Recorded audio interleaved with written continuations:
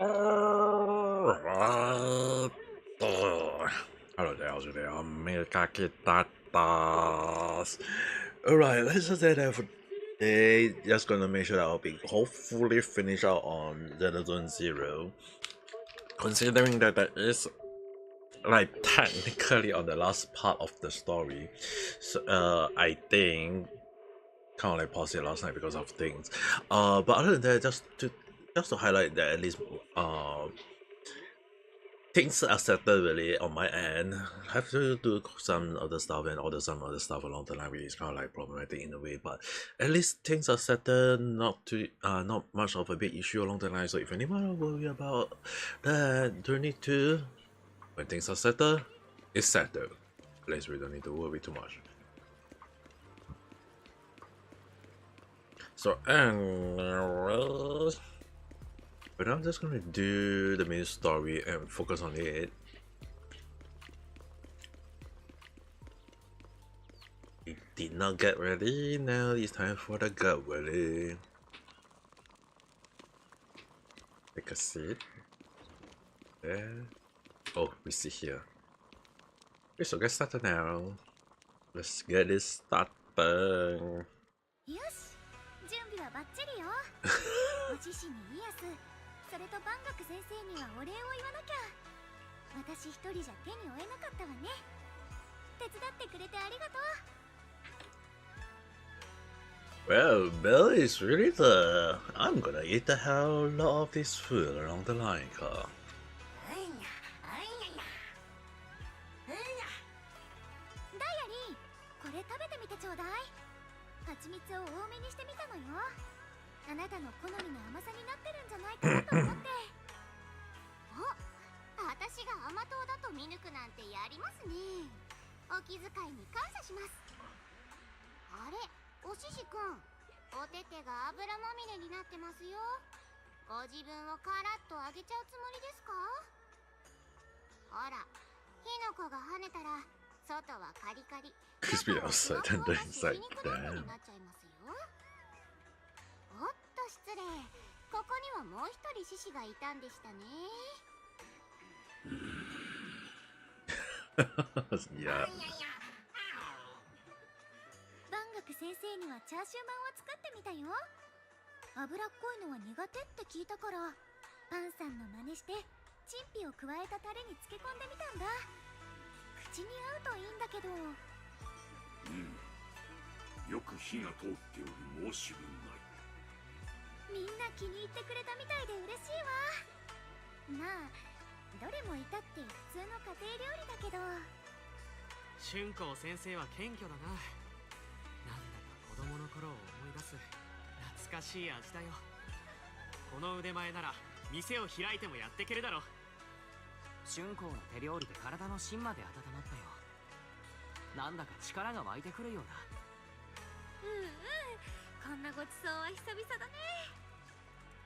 春光ちゃん、さっきはお鍋の底を焦がしかけてバタバタしてたのに、ずいぶん順応が早いですね。ダイアリー、それは言わない約束だったわよね。ごほん、あれは古いかまどの勝手がわからなかったの。火加減がコロコロ変わって大変だったんだから。万学先生がいてくれて助かったわ。さて、みんな火のそばに集まってることだし、このまま少しおしゃべりでもしない？おしゃべりは大好きですよ。せっかくなら何かテーマを決めませんか？テーマね。じゃあこうしましょう。最近あった恥ずかしいこととか面白かったことを一人ずつ話していくの。じゃあまずはダイアリンからよ。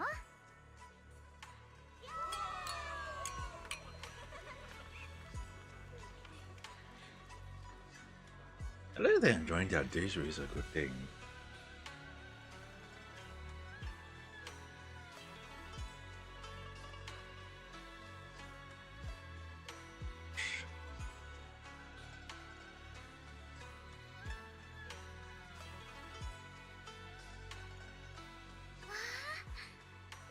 Look, なんだか星がさっきより明るくない？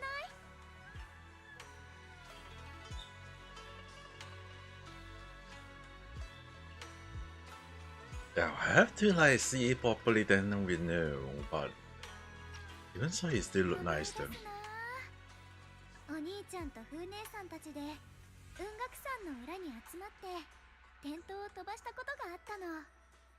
風がすごかったせいで全然火がつかなくて、私途中で転倒なんてどうでもよくなっちゃったから草の上で寝転んだのよね。そしたら転倒よりもずっと眩しい星たちが目の前に広がってた。一緒に寝転んだお兄ちゃんが転倒より星に願いを託そうかなんて言って、あの時の私はなんて願い事をしたんだっけな。こうやって頭を空っぽにして星を眺めながらただおしゃべりする、そんな時間ずいぶん久しぶりな気がするわ。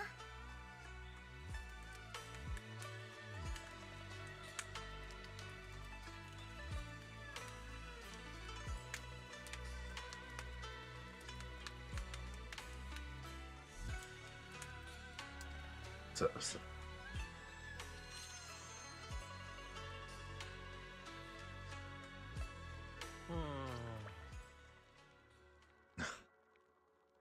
Yeah, like stone casting into a lay river pushing you forward. Looking back, this river to return the tidal wave, there's no turning back now. A bit drowsy, mumbling.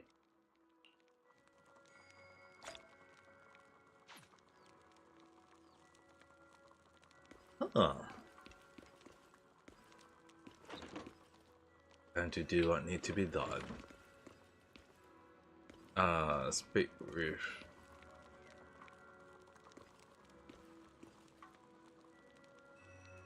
optional. Okay.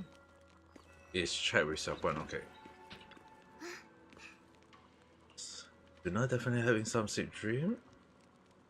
Sick dream.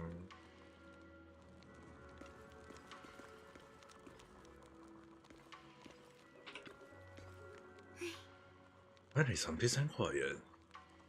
No one is customer complain, no paperwork, no urgent messages, and none of the voice.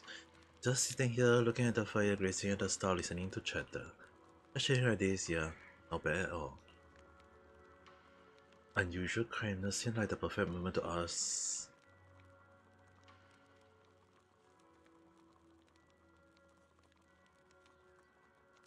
When do you still like being a customer rep?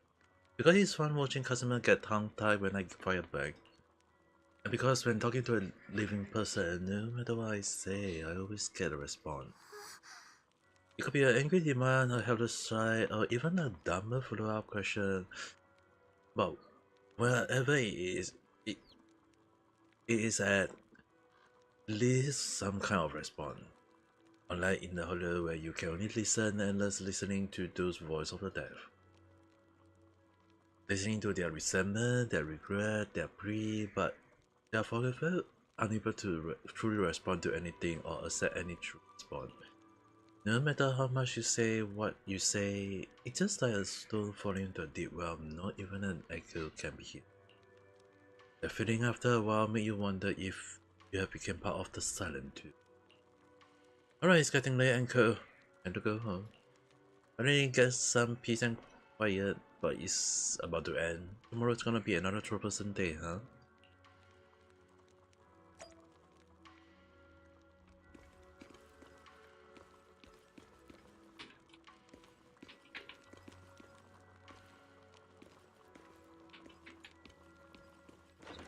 So we just need to wait.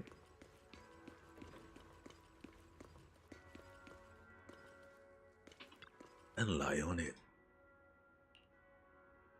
Just sink into a peaceful darkness and just have a proper sleep.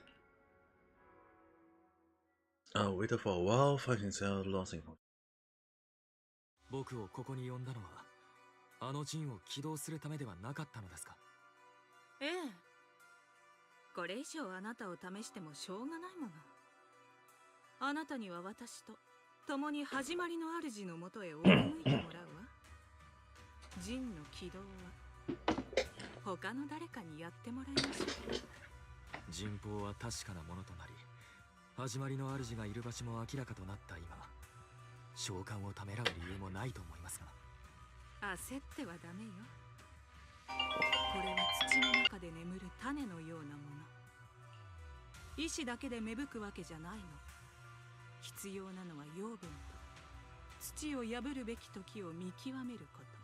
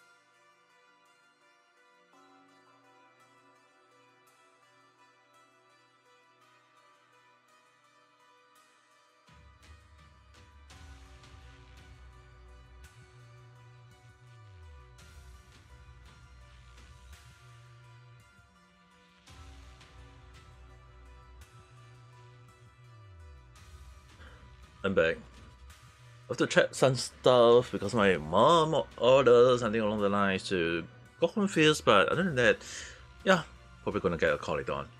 もう少しだけ待ちましょう。始まりの主がお選びになった鍵、But this その全てが Sarah. 揃うまで This Sarah possesses two stars. You heard his slightly as listening to whisper carried by the wind. Dude, this Sarah girl has been kind of like getting onto my nerve ever since we knew about her. But dude, she really need to get bonked on the head with a 3-meter packet by now. Alright. Story wise is still don't know. Is it still stuck here though?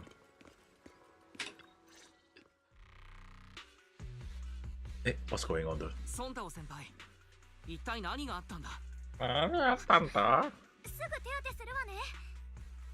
いや、俺のことは後でいい。まず聞いてくれ。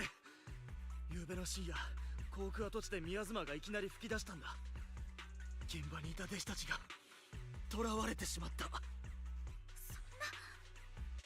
キラ、師匠たちを待ってる場合じゃないわ。Let's get going then. わかった。すぐに出発しよう。リン、ソンタオ先輩のことは君とお獅子に任せた。オッケー、イアスをそっちに向かわせるね。万学先生とダイアリンには私から伝えとく。でもお兄ちゃん、忘れないでね。春光の状況はちょっと特殊だから。大丈夫よリン。アキラとはちゃんと約束したから。そう簡単に封印を解いたりなんてしない。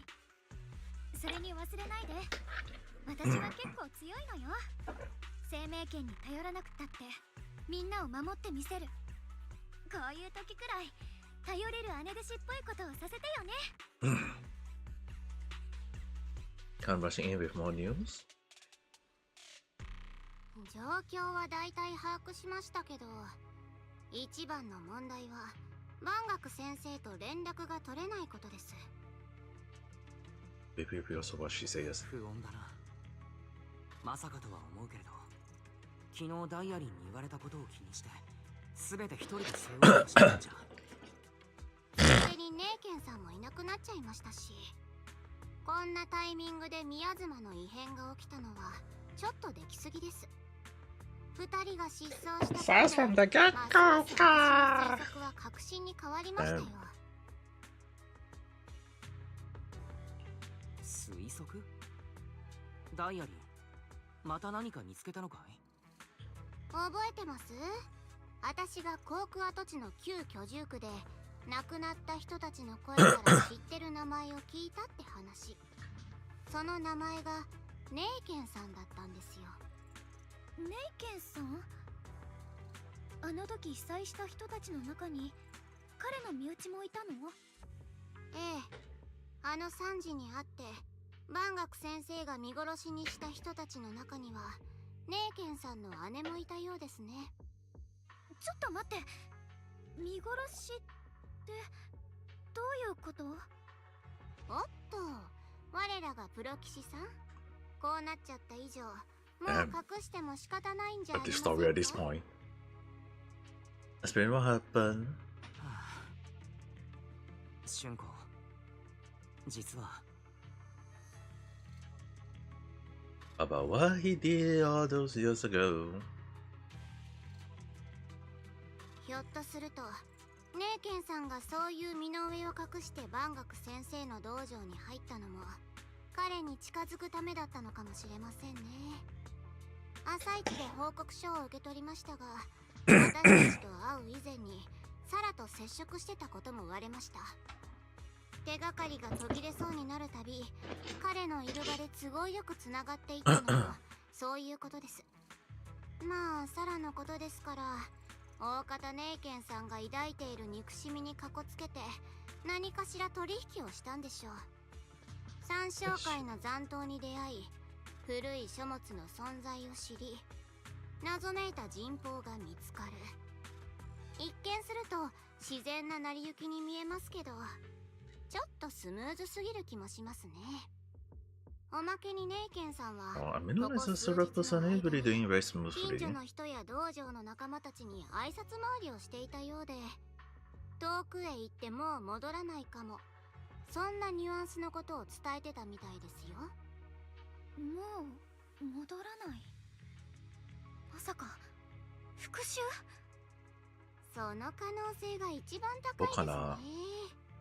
過去に因縁のある人間まで使って今回の異変に万学先生を巻き込みたかった。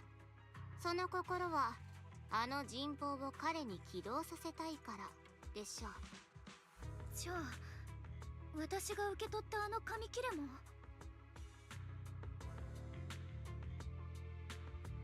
He's trying to exploit. 万学先生が春光たちに感じてる罪悪感を利用してということだな。釈面さんが陣を起動するのを春光のためにも万学先生はきっと阻止しようとするはずだ。今思うと人痘を起動するために鍵がいるっていう話はサラが書物に後から加えたものだったのかもしれません。鍵、つまり莫大なエーテルエネルギーとそれによって展開する陣が吸収する宮妻にはどちらも行き先がある気がしてならないんです。ラマニアンホロー内の宮妻に観測された現象を私たちがなんて形容してたか思い出してください。引き潮ですよ。まるでどこか一箇所に集まってくみたいじゃないですか。 Still don't know why they can only hear it. And so why exactly hiding behind the void trying to influence me? Okay. The question. Based on the action I did that director for a special purpose. 例えばそう降臨する始まりの主とか。 If だとしたら昔はどうだったかはともかくあの人痘はもう誰かを救うためのものじゃなく始まりの主の降臨に備えてエネルギーを集める手段になってしまったということだ。ネイケンさんがどこまで知った上で手伝ってたかは分かりませんけどね。いいように利用されちゃったことには変わりないかなと。私あの時航空跡地で会ったことはほとんど覚えてないから、ネイケンさんの憎しみに寄り添う権利も万学先生に代わってそれを許す権利もないけど、先生がこの数日で見せてくれた優しさは本物だったって思う。つまり春光ちゃんは万学先生を咎めるつもりはない、そう決めたってことですか？もうとっくに決まってたの。10年前故郷と外の世界をつなぐ橋を渡ったあの時に、混乱の中私とお兄ちゃんを抱えて駆け出した静かで大きな影、絶望の中でたった一つの救いだった山のように頼もしい人。あれは万学先生だったんだから。春光思い出していたんだね。万学先生はそんなこと一言も言わなかったけど、災害の後私たち兄弟の面倒を見てくれたのもそうだし、雲岳さんっていう新しい家を紹介してくれた時も、いつだってあの人がいたから。あの人がどんな過去を背負っていようと、どれほど冷酷な生まれの掟に従ってきたとしても、この恩がなくなっちゃうほどじゃない。そして今罪悪感があの人をまたしても危ない場所に駆り立ててしまった。アキラ、ダイアリン、私、お兄ちゃんと万学先生、どっちにも無事に帰ってきてほしい。生命権の継承者らしい気概がようやく見れましたね。そこまで覚悟を決めてるってんならとやかく言いません。行きましょうか。彼が正真正銘の鉄くずになっちゃう前に。それとあんたのお兄さんとネイケイさんのバカが取り返しのつかないことをしでかす前に。ダイアリン、 you know a good ダ person. イアリン、君はやっぱりいい人だと思うよ。ああ、もううるさいですね。行くんですか？行かないんですか？はいはい、わかりました。I never thought the answer I wonder would come so soon, so simple. Using true whisper by the deaf to expose the loud the living, that is the standard by which I enact judgment. But this time, I want to use the word of the deaf to give a truth to the living. And now we are on to the area for cutscene and fight, I guess. Wonder how long this is gonna be.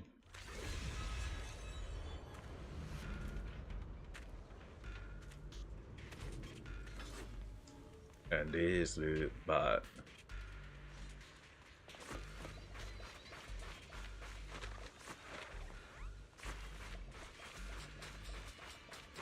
Definitely they aren't supposed to be here anyway, I guess.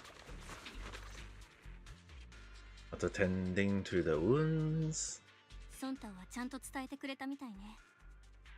彼、大丈夫かしら。心配しないでくれ。ソンタオ先輩は大丈夫。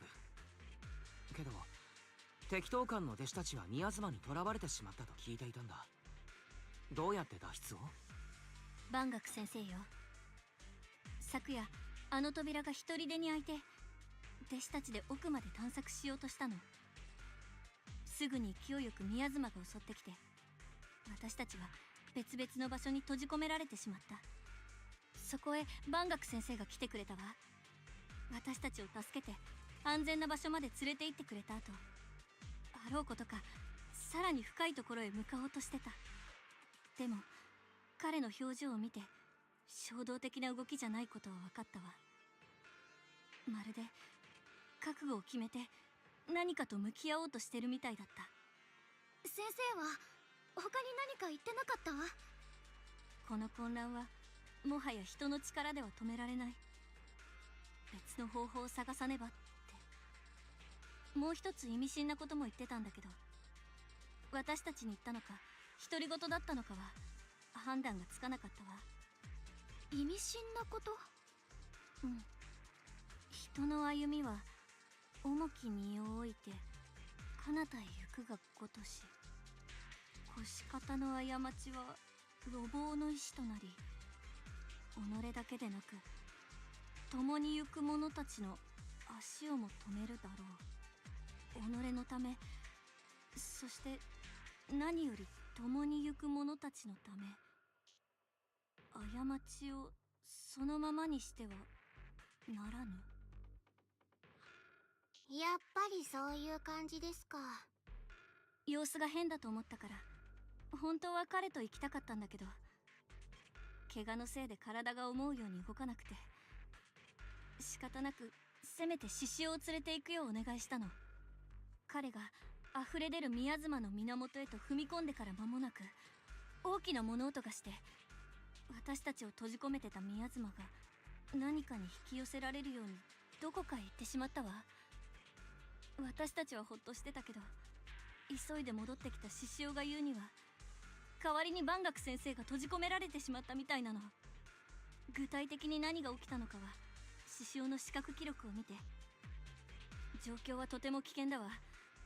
このままだと万学先生は閉じ込められたまま命を落としてしまうかもしれない。The Banyo was the so-called sacrifice in America.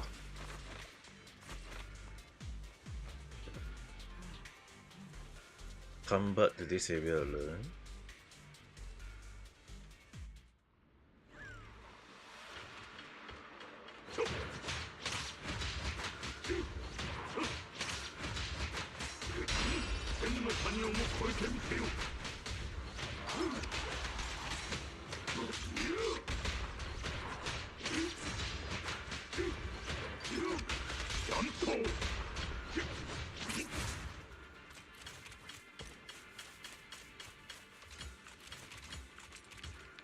This is a situation, as per the general. This chaos is beyond human control. We need to find another way. I'll seek out his source to save everyone. Hey, those of us who remain here are too injured to move. Please stay along with you. Having him assist you will put our mind at ease. Alright. Being a bamboo from Yunkun Summit, I'm sure you'll be able to fight his way back to you by yourself once all this is over. Wait, will you be able to fly each back by itself? What this world is actually to travel distance short, when that of old wage heavy task pressed not upon my stabulum, but cast my companion tumbling in the dust beside me. For myself, and even more, so that my companion may walk like this debt must be repaid. And well, we are in. But when I was doing my duty here, parents was one voice are concerned about mischievous kids sneaking out to play at night. For their safety, special lock were installed. Only an adult knew how to open them. This must be something he here in you and never forgot. かつても足を踏み入れることは稀であったが、早々に調査せねば。 Well,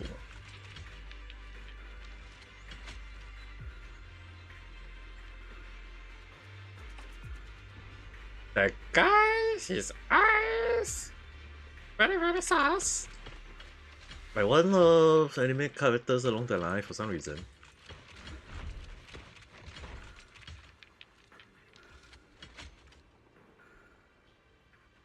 Oh, he's really for here. すでにここにおったのか。so you really know. I knew you care about the mystic safety and would come here. Great news! As a little fantasy new, I think I stumbled upon the key array core of the ancient array mentioned in the old text. It's just that I'm not skilled enough. I can't fully activate the array, but now that you are here, surely everything will go much smoother. Look like this time the disaster can be put to an end. This player won't have to relive that nightmare again. Where is it located?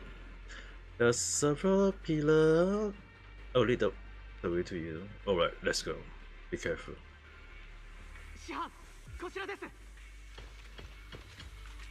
Yeah, that guy is definitely sus from the get-go. I can do that. Oh.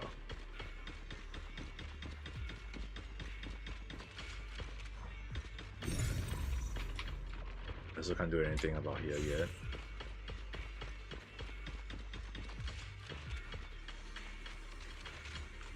Yep, we are gonna get trapped here, car. The pattern cave in with unable to protect. Standing in the center, almost possible to feel the long urging activation. Sending out counter attack.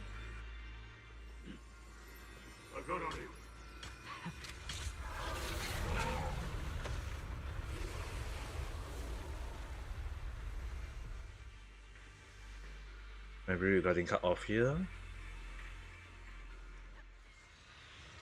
Activate and concerning channelizing Mafia, it seems to be actively absorbing and suppressing it. Though my training has advanced by late, I still can't save the two of them. But it seems to know what he's up to. Indeed, you should hurry and save and take with you this. Still going in alone though. この扉を開いたのはおそらくメイケンさんだろう。Yup. ここにあるすべてをぎゅっと記憶につなぎ止めてるみたい。And I'm here.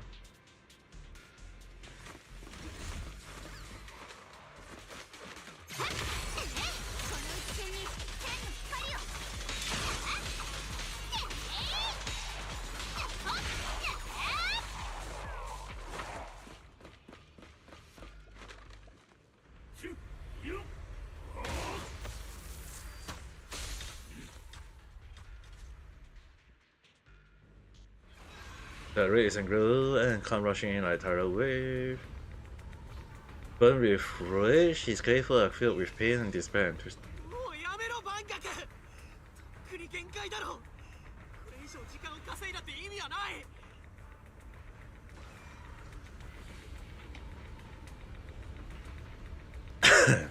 Yeah, this Ling Chen guy is really the most sus guy. あんたがどんな姿をしてるか知ってるかけ物だよ。見るに耐えない化け物だ。そんな風になってもまだわからないか。僕をここで知らせてほしいんだ。Wow. 一緒に僕の最後を見届けてくれ。あの時姉ちゃんを見殺しにした時と同じ目で。どうしてた。この日のために10年待ったのに。あんた自分にまだ人の生き死にを決める資格があるなんて思ってるのかよ。 She's the one who saved you back then. Those things. If I ever storm up that day, if I stay with me. 頼むよ師範。姉ちゃんの敵を撃てるんだ。そうなったらもう僕に心残りなんてない。 Maybe if I create a crack. Protect Ningxuan and the area behind him. His face swinging like as if cannot feel the scratch.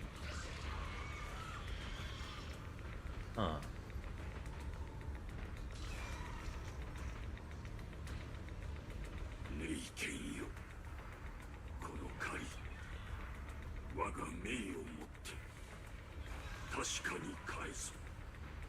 だがお主の名は駆け引きの部にあらず、我が輩とは違う。前途があるのだ。生きよ。そして姉貴、霊女に代わって人の世を見届けるのだ。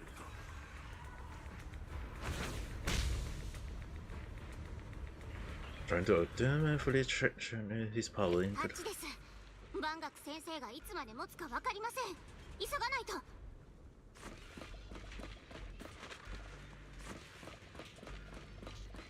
ask him about what happened. やっと来てくれたか。万学先生とその弟子があの陣の中に閉じ込められている。先生はあの青年を守るため次々出てくるエーテリアスとずっと戦い続けてる。よく聞こえなかったが青年は自暴自棄になっているようだ。もし先生が持ちこたえられなかったら。あの展望台、お父さんがよく星を見てたとこだわ。ジンがこんなに近くにあったなんて。どうにかしてあの中に入る方法ってないんですかね。あそこは宮妻の濃度が高すぎて近づくことすらできないんだ。フェアリー、ジンの有効範囲を確認して。お兄ちゃんはもう少し近づける？気をつけてね。私とフェアリーでこの陣を破る方法を考えてみるから。わかった。まずは近づいてみよう。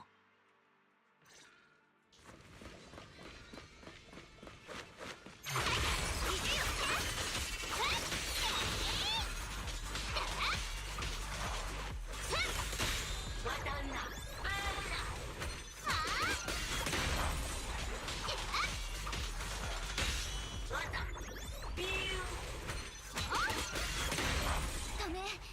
ジンが宮妻を吸収して障壁もあるし入れない。呼びかけましょう。万学先生、万学先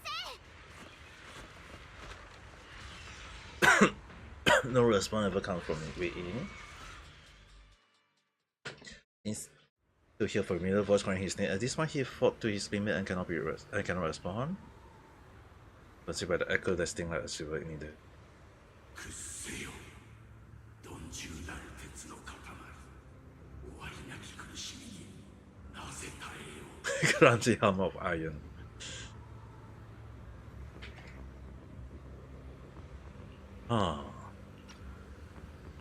その子はおさらけ出し、偉大なる力を受け入れるのだ。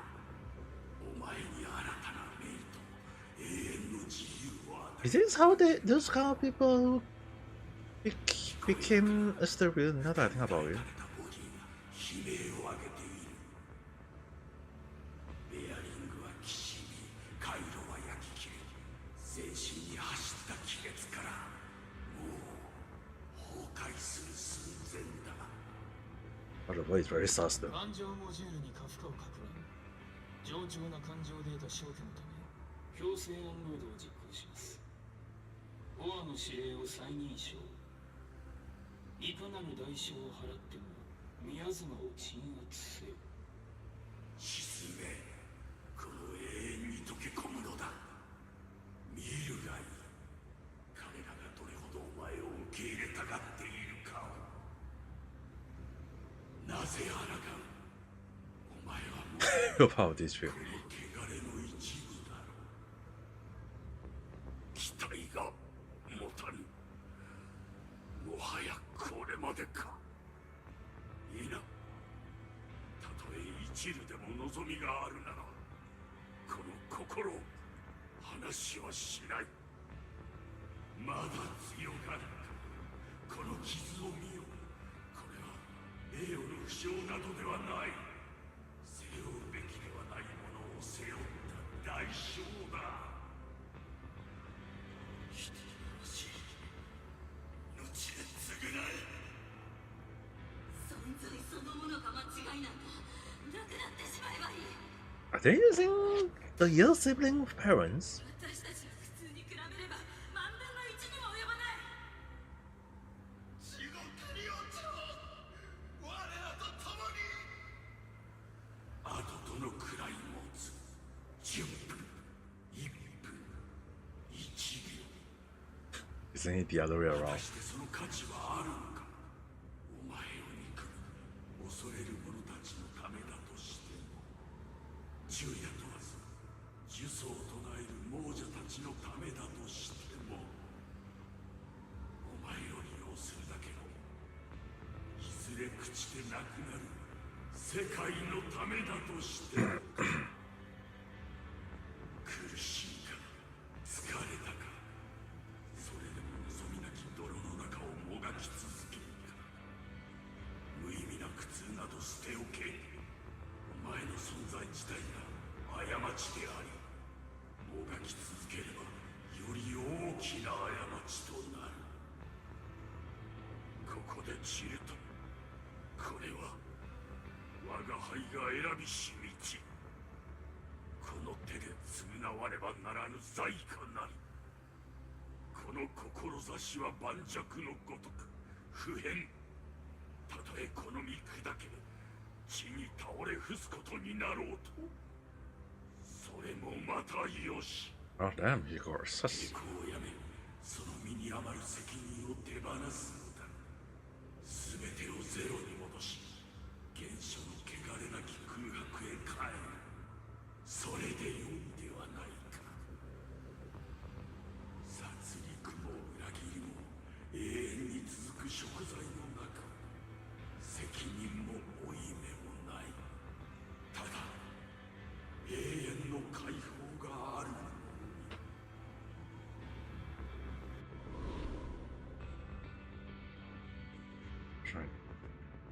Wow. Damn, what kind of question is that, dude? お兄ちゃん、私とフェアリーが新発見だよ。マスター、異常な宮妻の集合を検知しました。警告、展望台エリアのバイタルサインが極めて微弱になりつつあります。アノマリーポイントを検出。複数のエネルギー流動に異常のある濃度を発見しました。座標はすでにマーク済みです。エーテルエネルギーの流動パターンは古代人法における柱の特徴と一致します。これらに干渉または破壊することで人全体の構造に揺らぎを生じさせ、機能の低下並びに中心部の機能を停止させることが可能と推測されます。柱と中心部、やってみるしかない。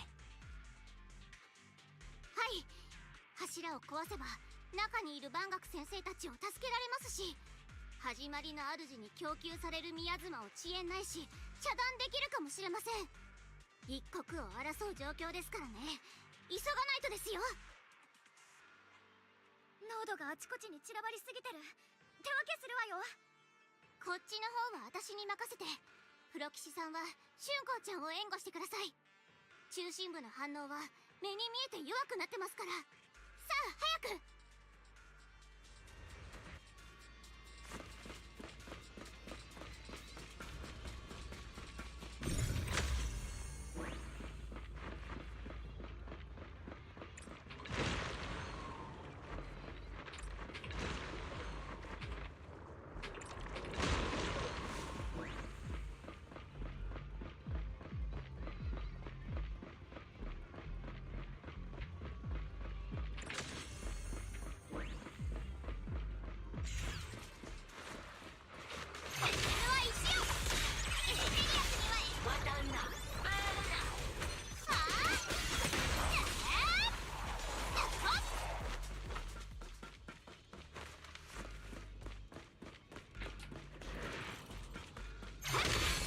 最後の一つは上の方か。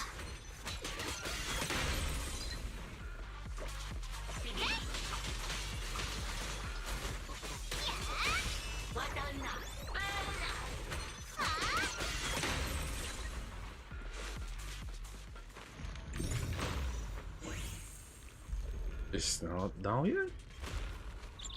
Oh?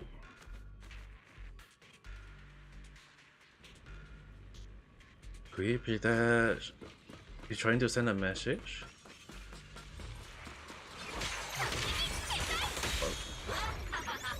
Tell everyone about it?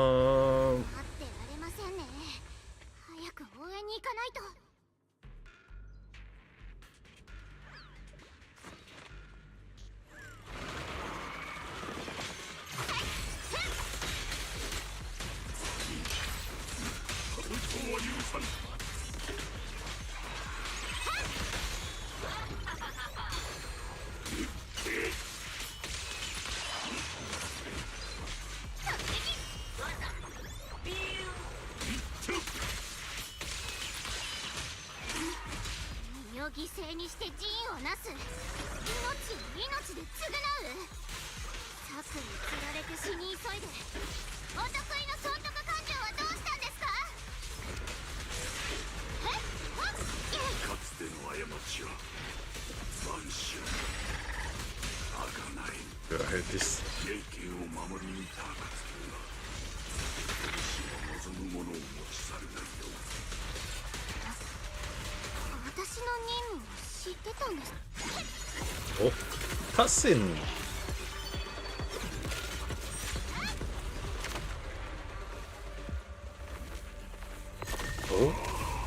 おお。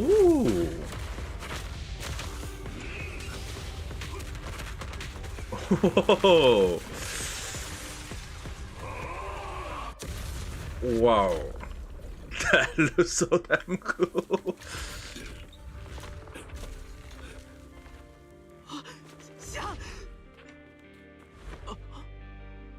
まだ終わってないのにもう満身創痍ですか。ならば終わらせよう。我が輩のコアだ。持って行け。まあそれも悪くないですけど、ここで一つ選択肢を挙げます。今度は個人の言葉から真実を聞いてみませんか。おほ。Let's get the error.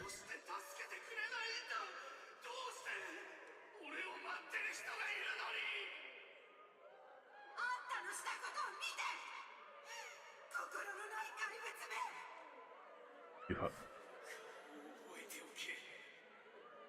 お前が流させた血とともにいに絶対に忘れない。絶対に許さない。絶対に。 Just as the wave was about to devour everything, the other returned and stepped into the platform. The voice suddenly became clear and gentle. Huh? 本当によかった。あのバカな弟は拗ねて遊びに行ったんだね。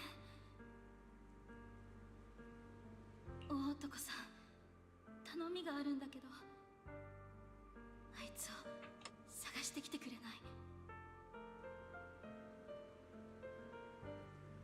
Which that is the good moment, I guess.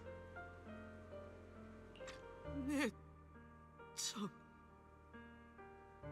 いつは頑固で融通が利かないし、すぐ考えすぎるところがあるから、どうせこの先も紆余曲折の末につまずくんだろうね。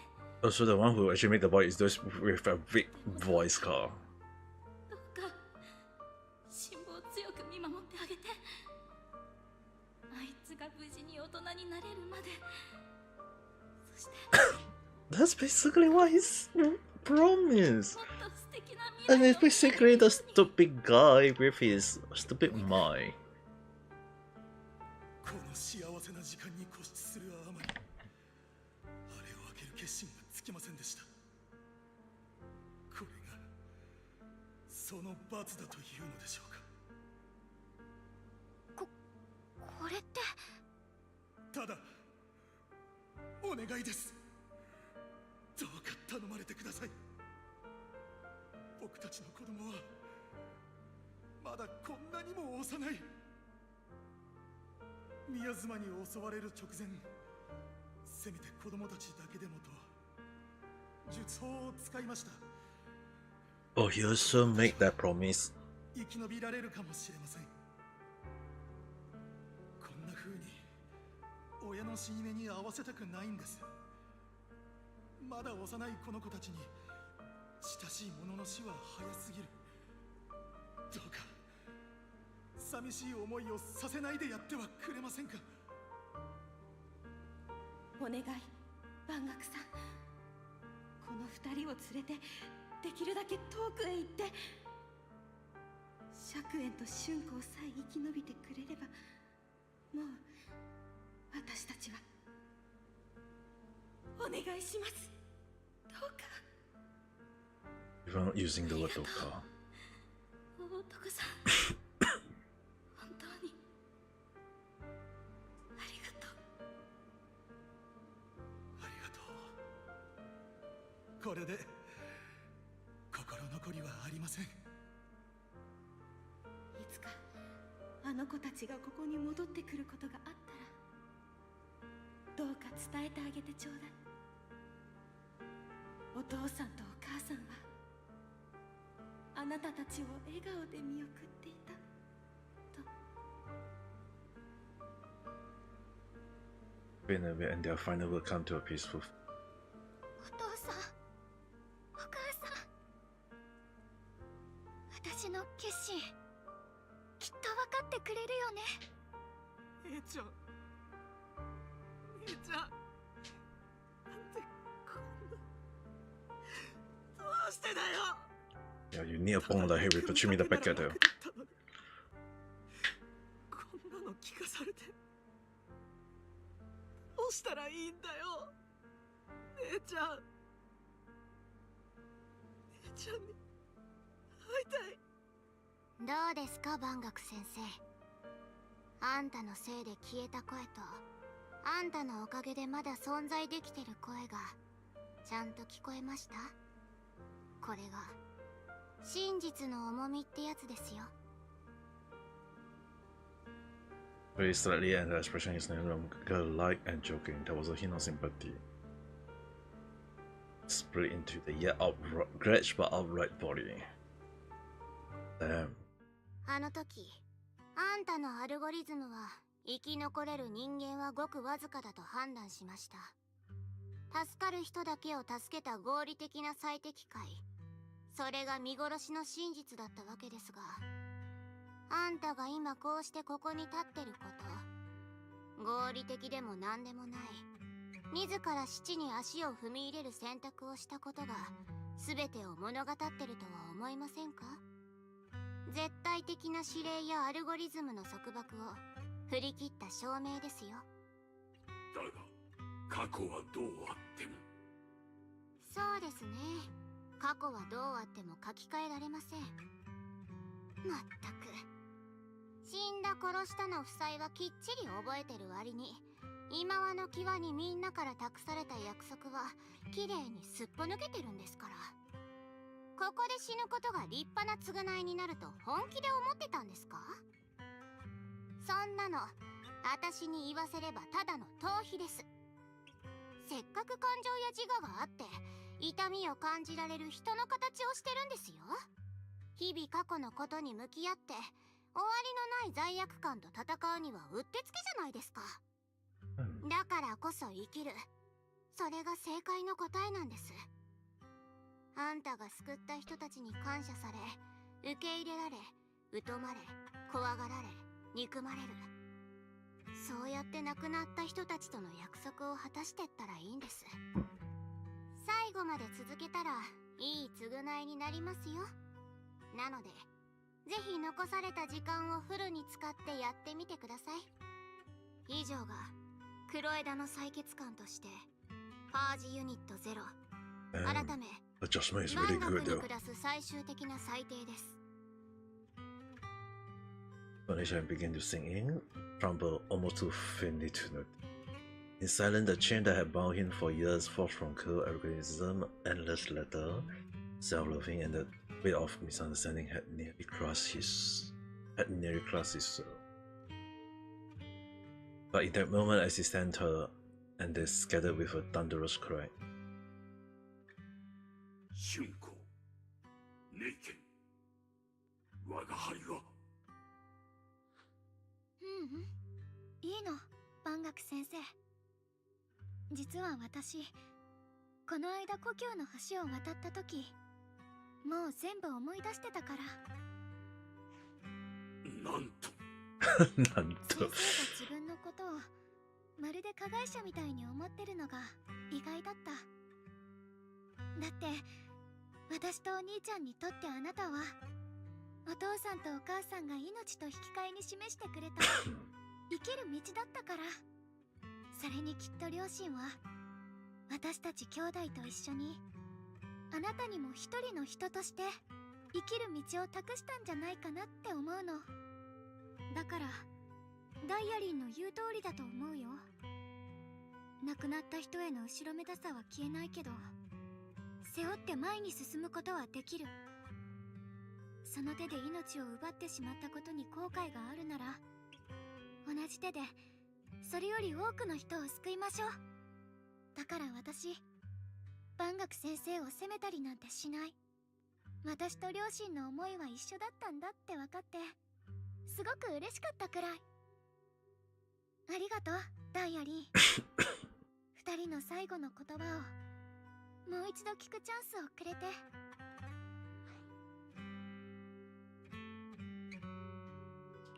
春光のご両親は優しい人たちだったんだな。そして春光も立派に二人の意志を受け継いでいる。と言ってもネイケンさん、これはあくまで私たちの選択だから、あなたが万学先生とどう向き合うかは自分で決めるべきだと思う。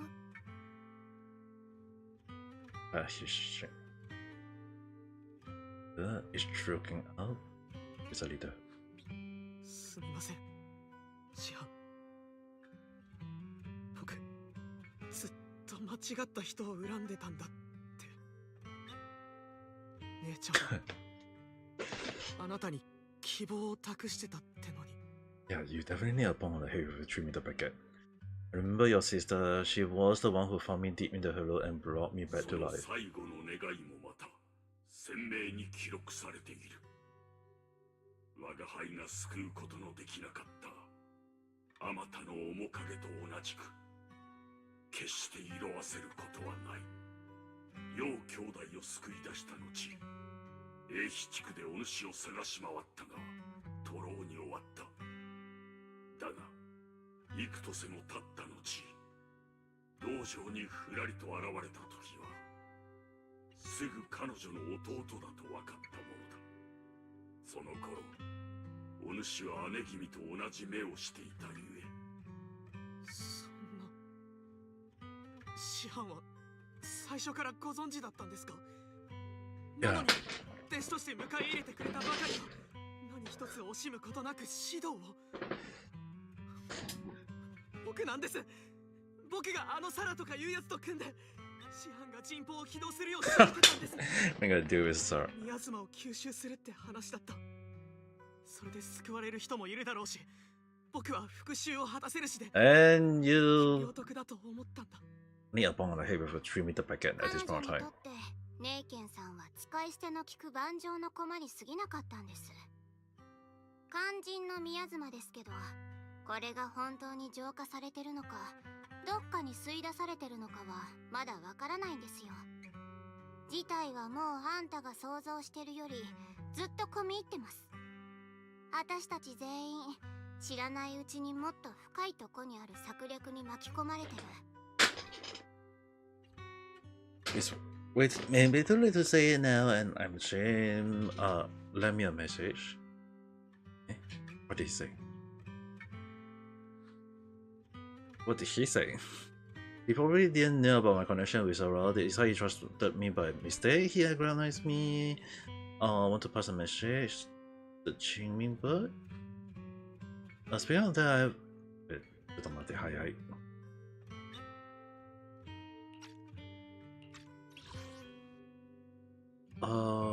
Asked me to pass a message to have him look for a blackbird inside the hollow. Could he be that Sifule behind to keep in touch with my brother? I haven't had the chance to tell you, but I'm searching for a rare base. I happened to rescue a blackbird trap. I'm pretty sure that was Qingming bird. Oh.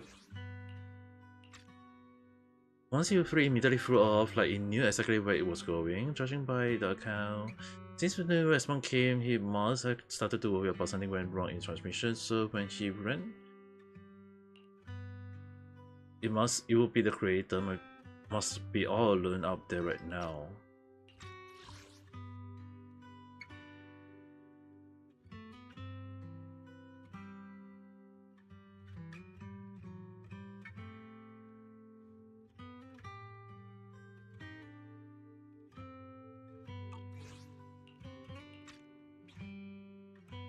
Neiken, 春光よ。この地は危険だ。お主らの状態を鑑みれば即刻引くのが吉であろう。他の修行者と適当感に戻り、イーシェンの援護を待つべきだ。確かに。今ここに残っても僕は足手まといになるだけです。師範、皆さんくれぐれも気をつけて。イーシェン宗主が見えたらすぐに状況を報告しておくよ。私はさっきからこの辺りで生命圏が異常に反応してるの。きっとこの先に私が向き合うべきものが待ってる。だから引けないわ。万学先生、私ここへ来る前にアキラと話したの。もうお留守番はしない。大切な人がフォローで危ない目に遭ってるのを見過ごしたりなんてしないって。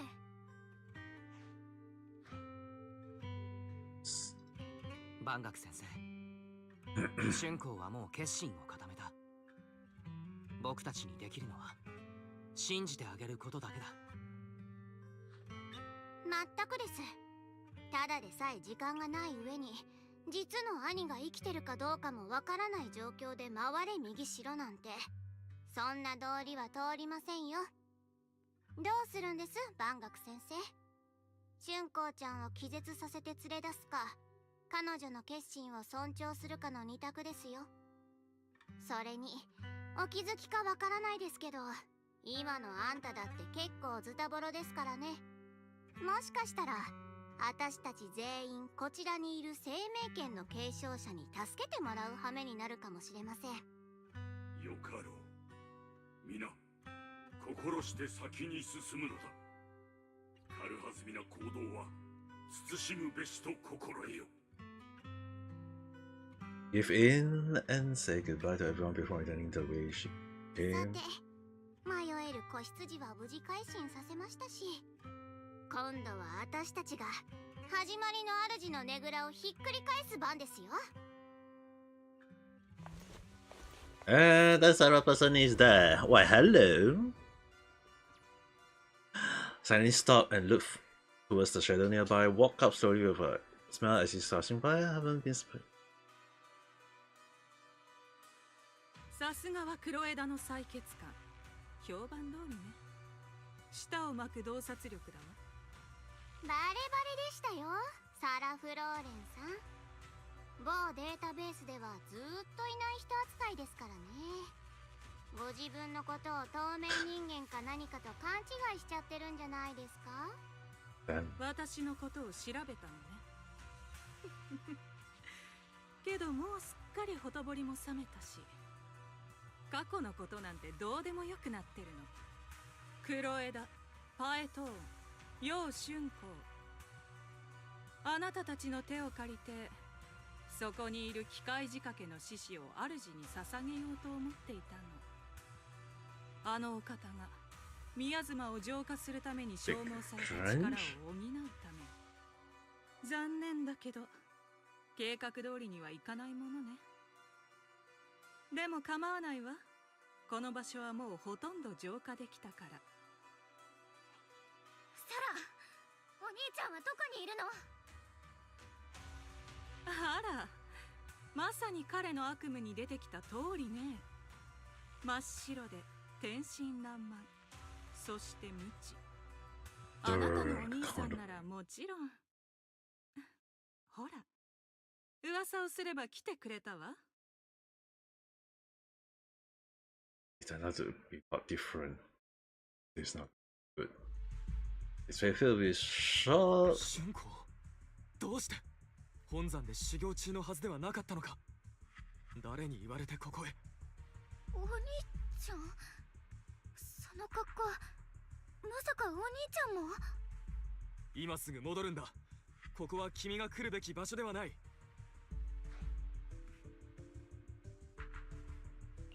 釈園さん、みんなあなたのことを Oh, 心 there's 配してい another る。 there. How today? Well, that story now is. あの手紙、やっぱりお兄ちゃんが書 You い might た want to んじゃ do ないんだね。 what some of the playback to understand what actually happened though. 手紙？手紙だって。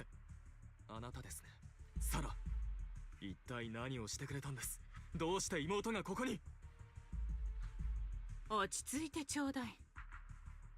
あなたが始まりの主を求めているのはあの子を救いたいからなんでしょ？ Dude, this Sarah. 私としては That's the. ドラマチックな再会を手配するくらいのことは She be 当然 skimming だと思 all っていたの this. だけど Wow.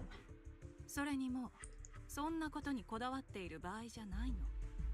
忘れないで。始まりの主に Chosen 選 by ば the れた導き手は私だけがあのお方をこちら側に降臨させるための門を開けられる。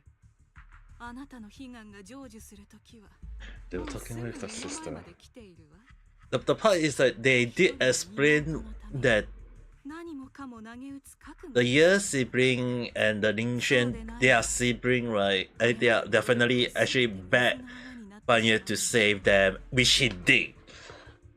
So all the people that die, right, is that they were already going to die anyway. So it's like there's no way to save those people, but he managed to save 僕の言うことを聞 these two person with the guy that I find that was sus in the get-go. So the three of them was like alive and safe. A promise he kept. そして皆さん。 And Dalin actually was able to show them, like, let them hear the voice of the deaf, that they were happy in a way. The promise they made was kept. And that guy with, like, which I find it sus at the time, was able to understand that he hated the wrong person. He should be hating himself, and that he really deserved a bone on the head with a 3-meter packet. But it's still kind of like pissed me off that all he did was thinking that, oh, he's just doing justice for himself, but it turned out that he was just doing a stupid grudge. This is one of the reasons why I always say like hate is always a bad thing though. Because you might end up like hating on something that you're not supposed to though.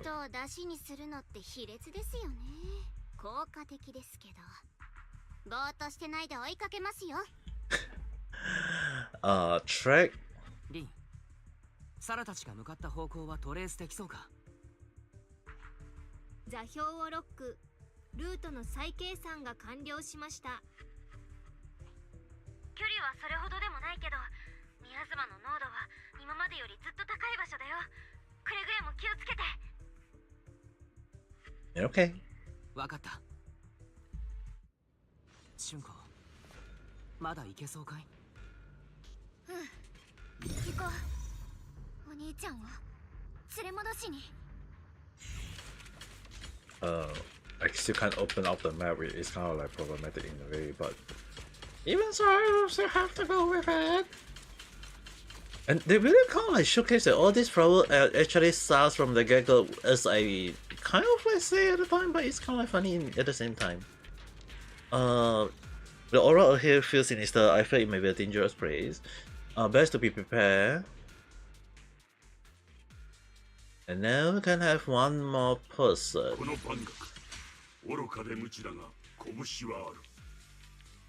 I throw you. Because this is like a boss fight moment already. I think I would throw. Yeah, I think I will just throw in Fufu. Technically, another character that I know of is actually more suitable, but I'm just gonna throw in stun after stun in the wave, like 2 stunner. That's what I say. And for the special moment, welcome the moment she's been longing for. 僕の問いに答えてください。なぜ黙って春光に接触したんです？天津さえ彼女をここに連れてきてしまって。始まりの主が降臨するまで彼女には干渉しないという約束だったはずです。保護にするというのですか？約束始まりの主の信託を前にして尋常の人同士の約束がどれほど意味を持つのでしょうね。彼女がここに現れたのもただ歯車が噛み合うべくして噛み合っただけのこと。Necessary component. そんなに取り乱すことはないわ。それにほら、あなたと私、そしてあなたの妹、すべての鍵が揃った。壮大なる降臨の幕が今まさに上がろうとしている。妹の枷を取り除き、あなたの望みを叶える。仲間を捨てて私と来たのはこの。I guess this gonna be the boss fight moment. あなたは一体何をするつもりなんですか？何をするつもりか？最初から最後まで何も変わってないわ。時は満ちた。万象が源へと帰る時が。さあ来なさい。答えと救いを求めるすべての者たちよ。定められた運命を受け入れましょう。Doesn't look at him anymore. Raise her hand high in one direction and her voice suddenly rises, chatting in a very that nearly pierced the soul. Oh, she really summoned. その祝福と啓示を受け、ここに汚れし者を供物として捧げましょう。She's gonna summon the creator. 配信者の制限、復讐者の狂気、冒涜者の銀賞、逃亡者の慟哭、そのすべてを滅し、我ら敬虔なる人海の悲願を聞きたまえ。慎んで我が主に行こう。真理の形をとり、混沌なる人の世に権限せよ。慎んで我が主に行こう。永遠に揺るがぬ権威をもって万有の秩序を再創せよ。さら、我が最も忠実なるしもべよ。お前はついに降臨の地を見出したい。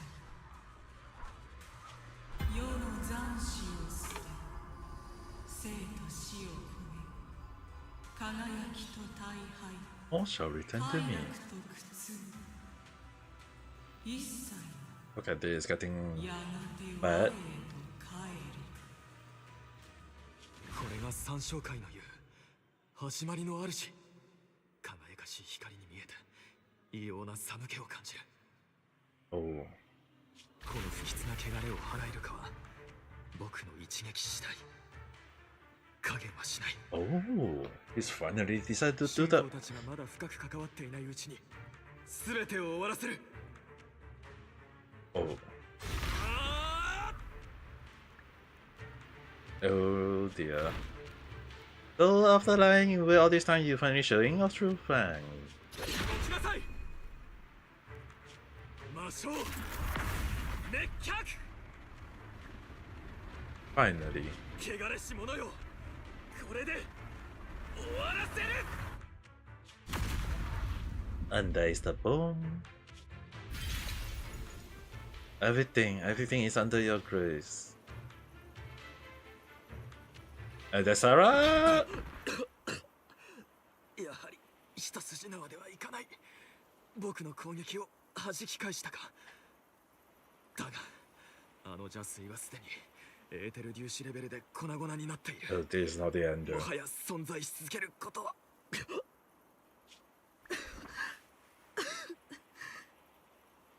嫌な残死を。 Oh, is she gonna transform now? 生と死を Oh. 嫌が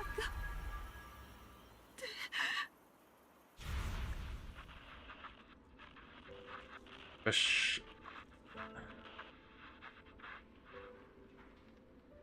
私たちの正体は要警戒エーテリアス殲滅作戦に巻き込まれ、すべての隊員と連絡が途絶。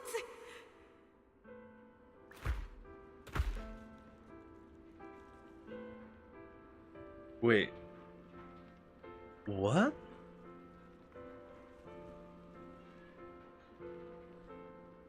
Someone was about to save her and chose not to save her? I guess it's... Well, they really now starting to show all the bad stuff, Ka. All the her bad history.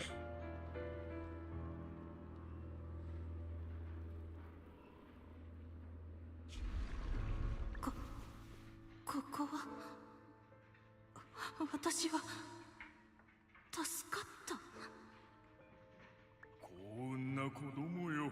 君は始まりの主のご意志によって選ばれ、エーテリアスと化す寸前で人の世に連れ戻されたのです。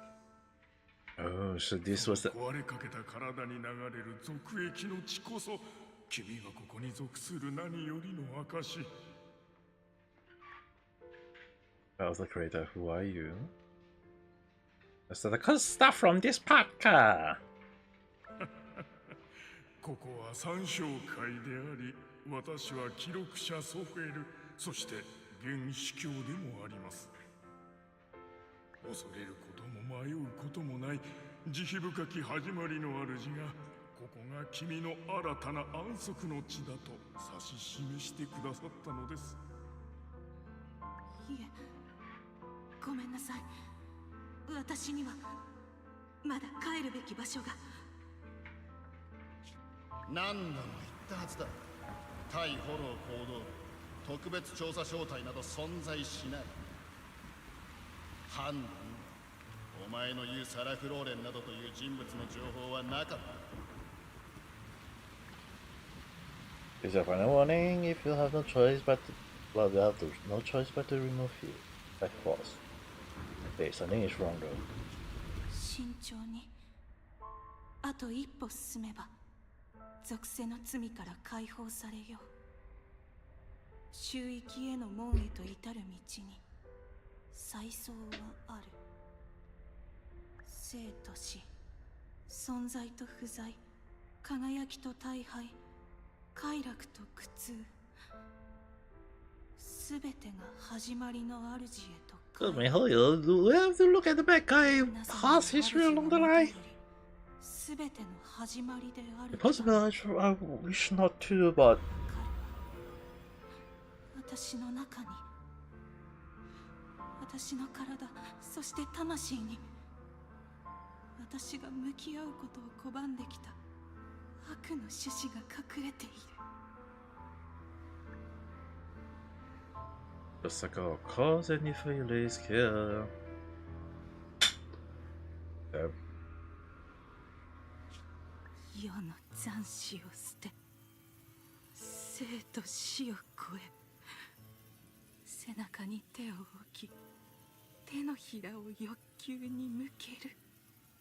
そして名もなき刻印を導きとして主を訪ねる帰途につきましょう。 Show me the conclusion. I fulfill your promise. Please accept.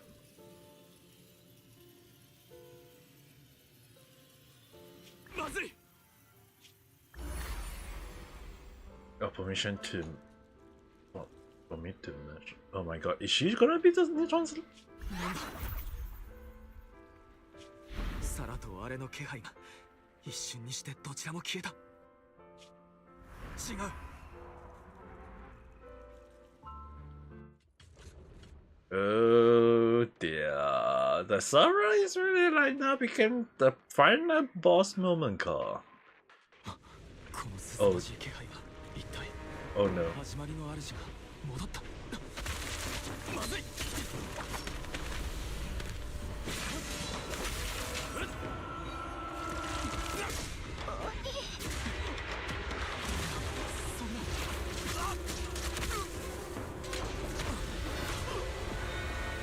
Oh dear. お兄ちゃん、待ってて。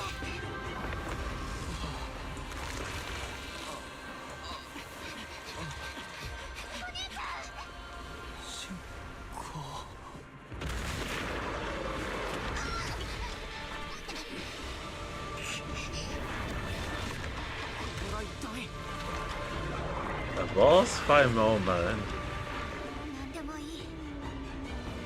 お兄ちゃんを返して。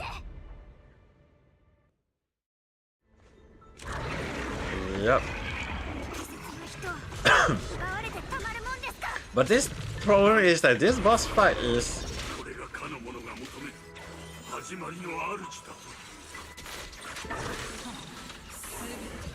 すべて容赦への愚かな抵抗のせいだ。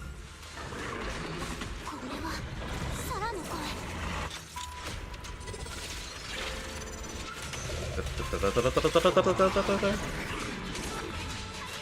there's like no way to stun this boss.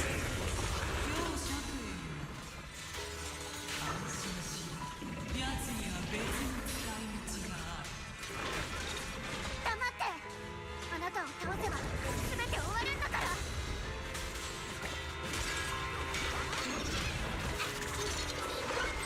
And dude, this one thick boss fight.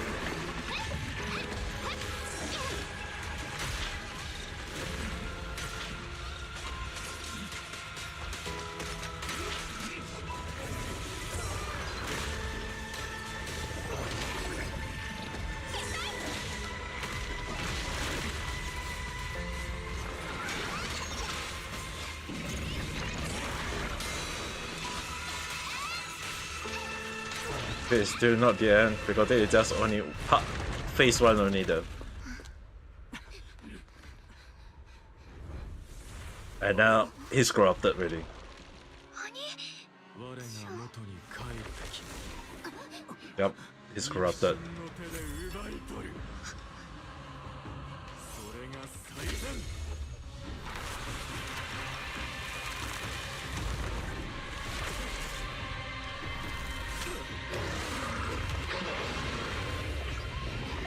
Oh my goodness, I...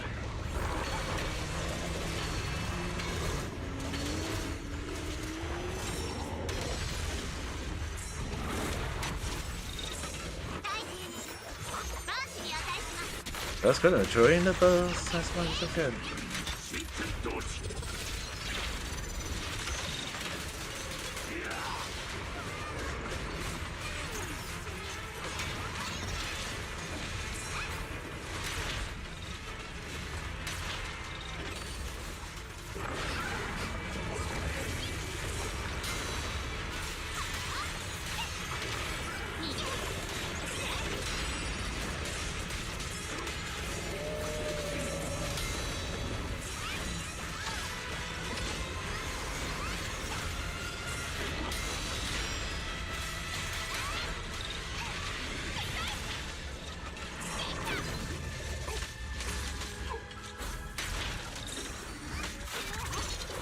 Join the person of I can.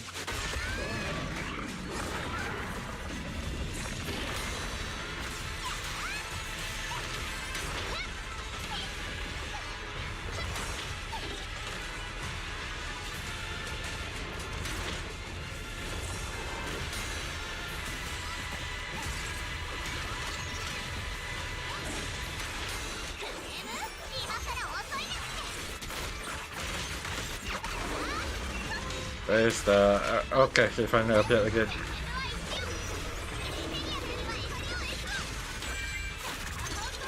They're going to try this time one more time. Oh dear, I hate this button.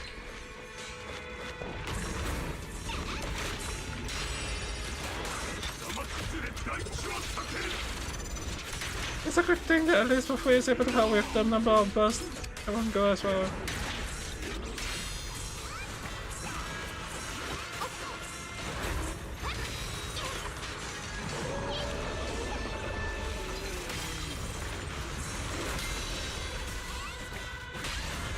Oh, finally.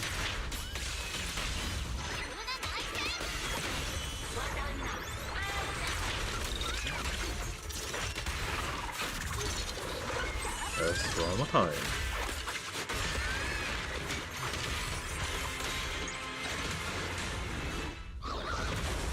Is it finally over? No.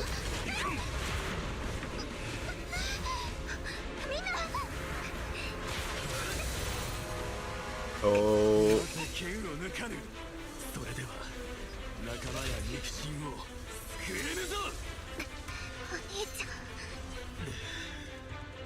時には辛い選択も必要だろう。 The brother is gonna die. 僕が信じる瞬間を信じて。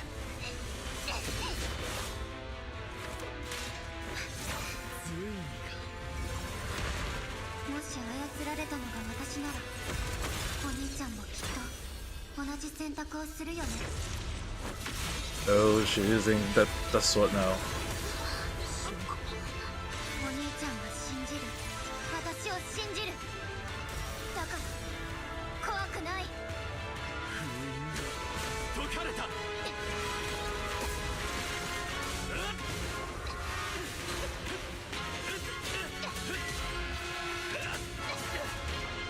Ooh. Damn.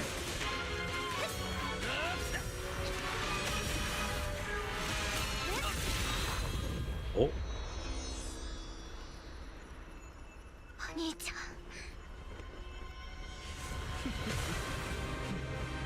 この力を我がものとしよう。 Pelea slap. じゃあ水ごときに Oh. 笑えるわ。運学生命権の剣士楊春。 Oh my god, he's gonna die. 天地を覆う悪をくじく。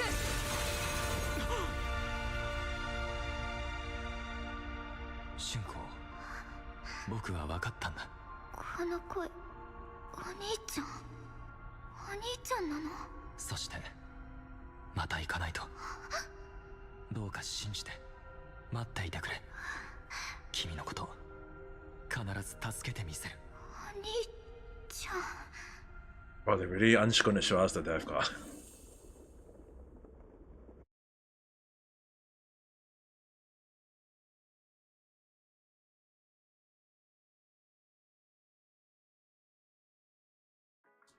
The long silent Friday break and finally wake up. You should go and check on her first. They'll be here soon. We'll wait for you to chat before we start our discussion.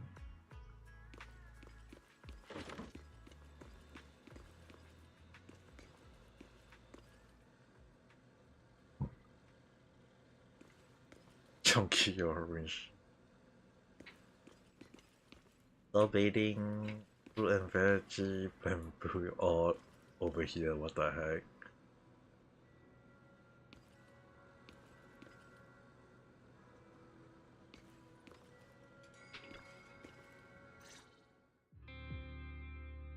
How are you feeling? 俊子、調子はどうだい？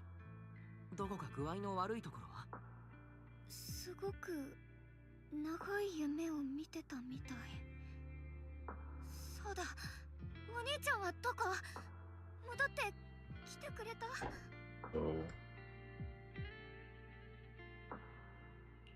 心配しないでいい。きちんと全部説明するから。君はあの始まりの主の原型のようなものを倒した後、気を失ったんだ。黒い霧のような力はその場から逃げてしまったけれど、釈園さんは正気に戻ったように見えた。気を失った春光を受け止めて、小さい声で何か言っていたようだったけれど、僕たちにはただ春光を頼みますとだけ言って一人去っていったんだ。Oh, so he's still alive. 先生もダイアリンも負傷していたから、誰も彼を止められなくてね。ただ、あの時の釈園さんは Okay, I don't still 何 alive か in 確 the かめなければ road. いけないことに思い至った。そんな表情をしていた。一人でどこかに行っちゃったの？そんな、早く探さなきゃ。もし体に始まりの主の影響が残ってたら、万が一。そうだ、師匠は帰ってきてくれた？ Oh, yeah. 師匠はまだ適当感に戻っていない。釈弁さんの件で処理に飛び回っているようだ。ただ雲岳山からもうすぐ始まりの主のことを調査するために誰か来るそうだ。 He's alive despite being hurt by 1,000 kite, if not 1,000 sword. Yeah, that's the thing! I thought that he's gonna die! As well, I never saw putting like, oh, he's gonna be a plumpy, so I thought, okay, he's gonna die based on the action, but part of me is still happy in a way because he's not dead yet, but the only issue on hand is like, oh my god, then what is gonna happen next? Like, is he gonna be a playable character or something along the line? There's a lot of confusion at the moment, but 君と生命権を狙っていたように思えないかい？あいつはずっと生命権の力を使わせようとして break た。 the shield. 私が自分で喧嘩の封印を解くように仕向けてきたり、あいつがお兄ちゃんを操ってたのも、ここって時にお兄ちゃんを倒して私と生命権の力を吸収しようとしてたんじゃないかな。 To devour the power? Wow, Mihoyo defeated became defeated.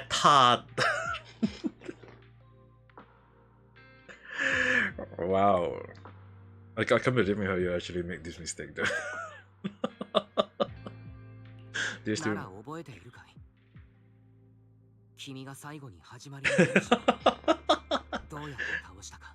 Yeah, that little mistake. I hope Mihoyo is aware though. 生命権の力を本当の意味で解放したとき、剣と私の間に不思議な共鳴みたいなものを感じた。この剣に宿ってる力なら目の前に Oh, いる the 敵を power 消 to 滅させ suppress ら the れる。 creator. そう直感的に分かったの。だからこそ最後の一撃でお兄ちゃんを取り戻せるって信じてた。 Keep asking.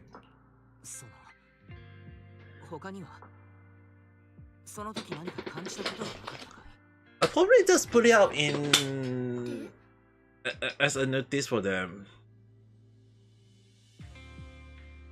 はい。例えば体のこととか、少なくとも見た目 I'll probably send them a simple report message though. 剣を解放した時、 But I don't think I'm the only one who is aware of it. I think there will be quite a few people also doing this kind of thing as well. ことを心配してくれてるのね。安心して。確かにあの姿は剣の影響だったと思うけど、私はちゃんと何もかも覚えてるもの。剣の光があの怪物を引き裂く光景も、お兄ちゃんが託してくれた言葉も。もし不安ならテストしてくれていいわよ。術法の暗唱とか、雲岳山の掟第何条とか。それかあなたと出会ってからの出来事を順番に言っていくってのはどう？ Look like you're okay. どうやら本当に大丈夫みたいだな。それならよかった。そうね。普段は私あんまり運には恵まれない方なんだけど、たまにはこのくらいいいことがあってもいいわよね。まあせっかくお兄ちゃんを見つけたのにまたすぐいなくなっちゃったんだけど。It's kind of good. At least, like, he wasn't fooled though. But then there from the start, he was never swayed. He even tried to contact. サラ的には私と生命圏のつながりを立てるって言えばお兄ちゃんを引き込めると思ってたのかもしれないけど、お兄ちゃんの目的は協力するふりをして始まりの主が完全なものになる前に自分で始末をつけることだった。逆に私は自分と生命権が狙われてたなんて夢にも思わなくて、まんまと引っかかってあの場に行っちゃったんだよね。でももう危機は一旦去って、お兄ちゃんだってサラたちと縁を切れた Why の doesn't に he come ど back? うしてまだ戻ってきてくれないんだろう。確かにあの時言ってたの。おぼろげだけどまた行かないといけない。でも必ず助けるから信じて待っててほしいって。 Probably though. We wouldn't know until the next patch on the main story, I guess. きっとそういった気もするんだよね。 But as for right now, we definitely know that the corruption in the creator is really linked in such a way that, 今すぐ一人で何とか like, しないといけない。 I feel like the creator is like creating corruption, and that those who against it is kind of like going around doing all those evil things. But if you help, like sort of help them, just like Sarah did, it's kind of like it's kind of like a moment of like, we will give you power along the line. It's one of the reasons why, like, it does kind of like answer why the corruption in the police in this game was indicating at the time, or why some people believe in the so-called the creator god in a way. It's kind of like they got benefit and they think it's good and they go with it, that kind of logic. But it's kind of like crazy. This kind of thing is kind of like indicating as such a thing that believing in a god that is out for destruction along the line is crazy. But then again, I can't really say whatsoever though. But the flashback I can definitely understand from one point is ちょっと待って。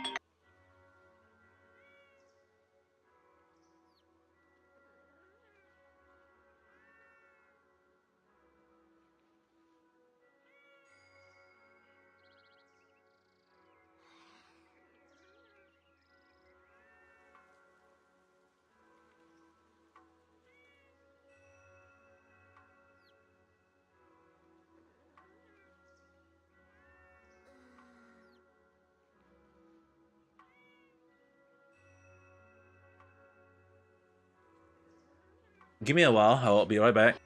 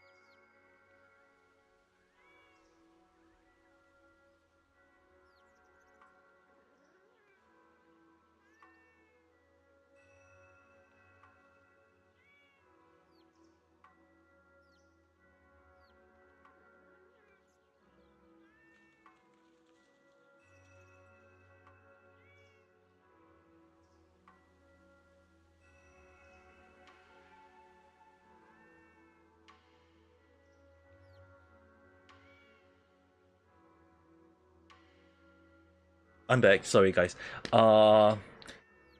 It's kind of okay. This one is kind of like funny in a way because my sister is finally going to take the cat to see the doctor, and earlier she did come. The reason she called me was to set up the bag to like the so-called carrier to bring the cat out to later on. So it's like need to do a bit of cleaning, all these things. So it's kind of like just setting things up along the line. Other than that, it's actually nothing too much to worry on. As for right now, at least we don't need to worry too much.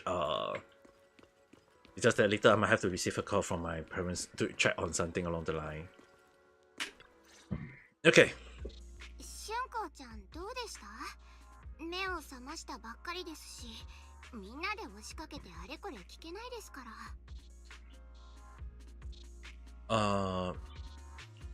釈園さんのことはまだ引きずっているけれど、あの怪物を退けて、彼もその場から脱出したと聞いて。At least this story, well, technically yesterday I was supposed to finish it, but at least we now have an understanding of what actually happened.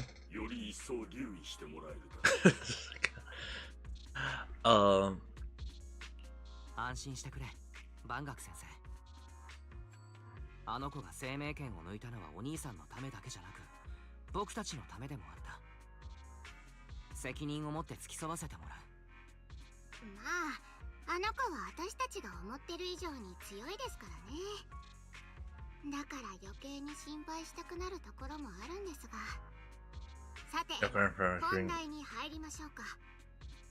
共鳴する信号でしたっけ？お二人が言ってたあれは一体何なんですか？ How was it? How was the plucking of the feathers? あの時は突然で確証が持てなかったからすぐには伝えられなかったんだけど。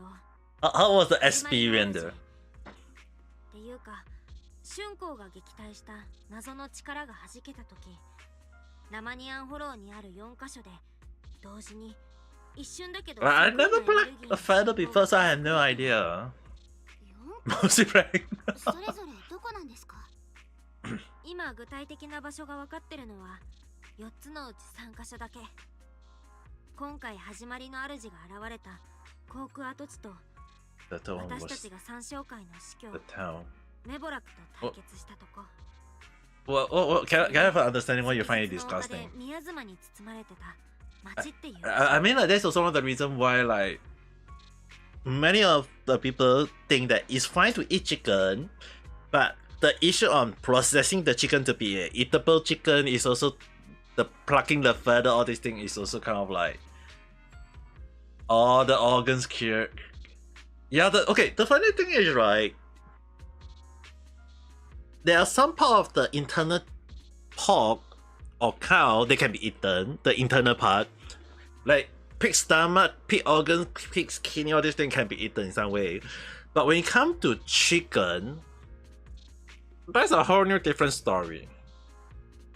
Because the thing is, right, chicken, like the chicken, right, we can eat the chicken meat, we can eat the chicken head, not really the full head, but some part of the head, the neck, up to the neck area, the wing, the leg. But when it comes to a chicken organs, you have to clean it out, not taking it in, because it's actually not good for us along the line. It's kind of like funny that we can eat a chicken and cook the way how we like it, but when it comes to the chicken organs, it's basically like, to me, right, it's huge respect for them for able to clean it out in such a way that we do not need to worry too much, because it's kind of like, hey, we don't need to see those kind of disgusting thing along the line.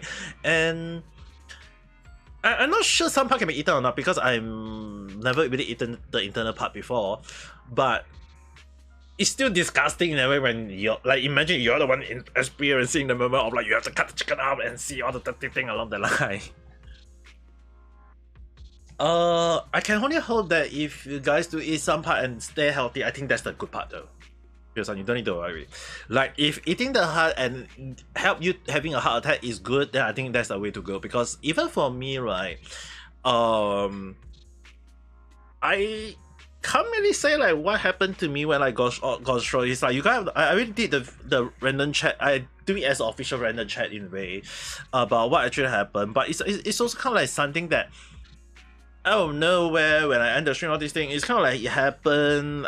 And my mom actually luckily decided to just say that when she come back home and say that, hey, let's bring you to the hospital. And it really kind of like funny that that was the right choice to go, because it's like the doctor at the hospital immediately just said that you like tell my mom apparently that she made the right choice. I asked one of my friends who is a doctor, he also said that mom did a great choice saving your life along that line. So you guys have no idea how much my real mom actually saved my damn life, where instead of like somehow like some people say that Asian parents will just give you medicine and say that there's nothing wrong with you, but my mom legit saved me by sending me to the hospital.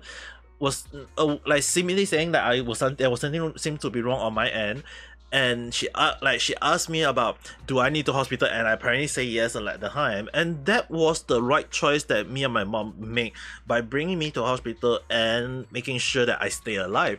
Because the thing is, right, it's still kind of like funny in a way that all these things happen at the point of time when I got a stroke, and we didn't know it was a stroke. We thought it was just a headache, or maybe it was just due to overheating, but turned out that it was like even the doctor at the time was actually shocked that I actually was still alive. That it was the most deadly one in their record, as well as that it's also kind of like funny that it was a unique case. It was a case where they do not know what to do. That's why it's like some of the doctors who want to save my life, they couldn't do anything, but some of them was afraid of failing because it will look back on them in a way. So it's kind of like funny that in the end I survived. They succeed in the operation, all these things, also surgery, all these things, and even though I so-called wake up, all these things, it still take around 3 weeks for me to fully regain the conscious, all these things. And although it's kind of like sad that I still have like so-called the post-surgery, all these things, which basically my leg, my right leg and my right arm actually do have a bit of trauma in the way. It's technically there is a numbing effect on my hand and my leg, on my master hand in a way. So it's kind of like sad. Those kind of sad thing is still happening, but it's really kind of like it was the right moment where I was able to be safe, all this thing, and it's kind of like at least I'm staying alive. At least you guys are aware when I kind of like when I announce it on Discord properly. I know my sister kind of like said it beforehand, but it's kind of like she couldn't understand the logic of B-tubing, so I can't really blame her. But the thing is, right, it's also kind of a moment of like, I think at the time I can understand like my sister, they all still worry about me. Like even if I go out for 1 hour, my sister will be mad at me at all. Okay, my younger sister, okay, it's like she don't want me to collect out of nowhere. So as for right now, that's one of the reasons why I couldn't do long stream. In a way, there are days that I do long stream, but most of the time I'll try to at least finish the stream in like 2-3 hours along the line, like at least set the limit in a way, so that I'm not saying that I can't do long stream, at least kind of like making sure that I'm actually building up to the way to do that long stream along that line. But on the other hand, it's also a moment of like, I don't really want my family to be saddened again, because the thing is, right, my family are all shocked at the time when you guys have to understand, it's like the moment when the doctor said that, hey, I can either be in a coma for months to years to even a death case. Now you guys have to understand is that the moment when you guys imagine hearing that I could have died, like in a way that was like the deadly sentence, even though I'm still kind of like being put to sleep to be operated along the line, but it's still a moment of like a shock. I believe it's not just a surprise, but also a shocking moment on how don't even know how to react. Even when I think about it again, it's like I can't imagine how much of the depression my family been through. Especially more so, it's like it's a moment of like they don't like, you guys understand, it's like a moment like you imagine you guys hear that Ame Gakita is dead due to stroke, all these things. It's that I think most of you guys is gonna be having a shocking moment. But even so, right, it's kind of like the moment of like I will be passing away at the time. It's kind of like shocking in a way, at least to my whole family, and I can understand that kind of depression moment. Even I can't get angry at this point, even though there's disagreement. There's some moment that I kind of like voice up along the line, but I try not to get angry. It's still kind of like I can understand their point of view. Is that they are very concerned about my health. They are concerned about my issue on hand, and I don't want them to think too much about it, even though my dad is still kind of like bad on his way of talking again. But I don't really want to blame him at this point of time, because sometimes I feel like he's just basically got something on him, on kind of processed by evil spirit along that line. But other than that, I think my mom at least she is able to understand my suffering and concern, all these things. And it's kind of like funny, because it's like, as Pilsang mentioned, like they'll make the effort. It's at the end of the day, it's kind of like funny that my mom was the one that set up the most effort at the time, that I was actually kind of surprised in a way, not saying like in a bad way. It's actually kind of surprised at how much she was suffering to understand, because at the time I was supposed to go to Japan with my whole family, and right now me and my mom are now planning properly to, hopefully next year we'll be going to Japan for a vacation. We still do not know how it will be like. It could be next year as well, we do not know. But we are planning on that, and that's the reason why I also kind of like been doing a lot of physical therapy, making sure that I'm recovering, able to at least make sure that my stamina is able to stand longer. And it's also kind of a surprise to me in a way that able to do long stream. I also highlight this in the video that the doctor are actually encouraging me to do more live stream in a way, because it's like it was able to improve on my speech. If you guys actually go and watch the Still Alive video versus the one that I did, I'm recovering, the sound is really different in so many ways. It's like you guys can understand that from this 6-month period, right, that I was like the day that I got the stroke to the day that I upload the video, it does prove that doing live stream does help. Even to the doctor, they were kind of surprised that as a live streamer, that I was able to talk, able to understand speech, like improving on my speech, recovering my speech along the line, which is a good thing, because it's like the moment when I woke up, apparently I couldn't say anything at all. So yeah, all these things is like I have to be very careful, and yeah, even preparation I have to be very careful as well. So overall, I think it's actually, at least in my point of view, is that it is a good thing that I'm recovering. I can't say I'm fully recovered, but at least I can say that I'm in a good stage. I'm able to walk around, I'm able to go out along the line, even to the point that two friends from Japan is coming to visit me next year January for 2 days. They will be staying at my place. So yeah, the two of them will be like, if I do a live show on that 2 days, if you guys hear two female voice, don't take too much. It's just basically they are my friend. That we're not sure we'll be doing the live show or not, so it will be kind of like a moment of like you guys see it. We haven't planned anything yet, but overall, at the very least, I think it's actually a good thing that I'm able to recover all these things and in a better health condition. But even so, I still need to be careful. I still need to be like understanding on what is the thing I need to do and what is the thing I have to like ban myself from doing. As for right now, like alcohol, all the thing that is considered harmful to body, all these things, right? At the moment I can't do a lot. Like even like sushi, my favorite, I can't eat it for now. But overall, yeah, I can only hope that in future I'll be able to drink a bit of alcohol. Maybe I can eat back a bit of sushi, or even like able to sit on the airplane. At least I don't know, because the thing is, right, the vibration in the airplane is really crazy. I have sit on airplane a few times already from Singapore to Japan, quite a few times already. 6 times or 8 times. I can't. Let me count. Okay, 8 times. I have taken airplane 8 times already in my life, so it's still quite like I can definitely know how bumpy they are, but that's the main reason why I also need to be very careful with my health in a way. I still need to like check with the doctor, like in future can I take the plane or this thing along the line. But as for right now, I can't really say too much on that, and especially more so that this coming next week, right, I'll be going to hospital. Not really to stay, don't need to worry guys. It's more towards I'll be going to hospital to have a words with the main doctor, the main doctor, to ask about my brain again. Because the thing is, right, as I mentioned, I have a lump in my brain, which is another brain issue. If you guys want to know what is a brain lump, it's actually a tumor. It is currently not confirmed is it a cancerous one, but there is apparently something in my brain that is concerned. But as for right now, there is no bad side effect whatsoever, and there is no pain after surgery, all these things. So I don't think there is any issue on that end.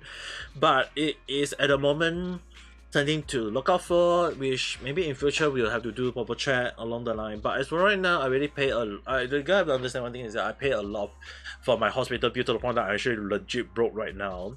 But I can't really do anything about that, and so no, there is a lump. It's not a liquid lump. It's the brain having a lump, a tumor, likely a tumor, but they still not sure yet.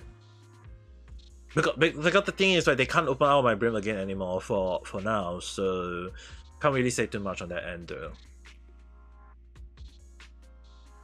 Yeah, it is probably that. Like it grew into a lump, but that the doctor do not know is it a tumor or is it something that I will have for the rest of my life.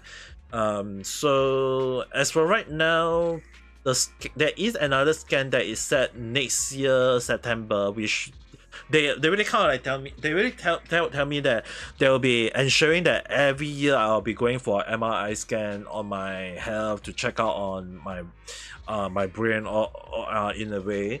So it is set for life in a way, and I really have medicine to eat for life in a way, so I can't really say too much on that end. But other than that, at least I can definitely say that I don't think you guys need to worry too much on that end, because I already say in the random chat that at least my health is actually in a good condition. Is already like I won't say 100% recover, but at the very least it is in a good condition in a way that we can like chit chat all this thing, and you guys are looking at me able to like at least I bring back like random chat to talk about all the stuff, all this thing. But it's just that I will also need to look out for dislike at this time of time. Like there is still people who dislike my random chat. You're going to take good luck on that.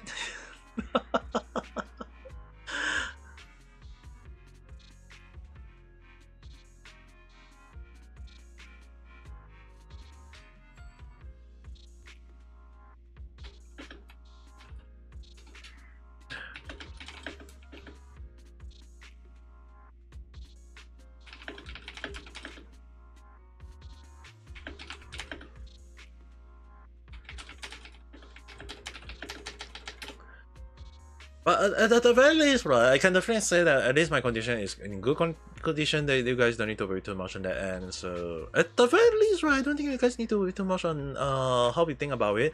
I'm sure there will be concern on some part, but I don't think we need to worry too much on the side, at least for now. See your face and take a pride. Hey, if you got someone jealous on your case though. 僕とリンが行ったことのある場所だ。それはまことか。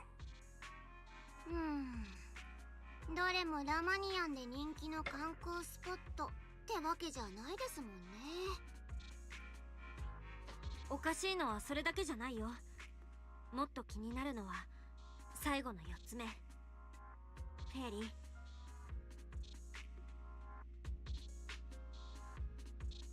So you look good though, Vanessa. I'm not gonna show it, but you look one of my. You look okay.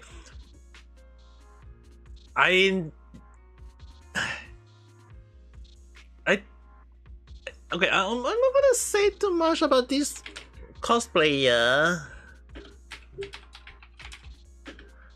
but I'm going to at least showcase. I can't really say too much, but I was trying to see whether I can show her. Okay, my Facebook is still on, so I'm going to. I think I showed this before, right? No, I'm not going to show your face. I'm just going to show one of my friends, that I know that I can showcase it in a way. I just need to understand, like, is it considered safe or not in a way?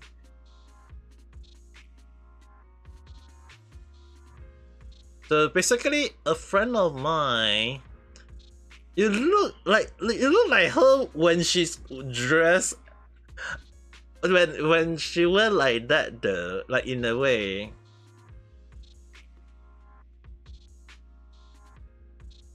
Like, this is how she looked like in a way. That's the only thing I can say for now. So I can only say, like, hey, at least you look good.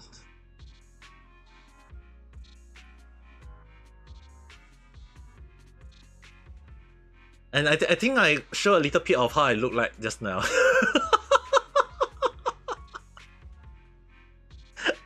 You guys are gonna wondering if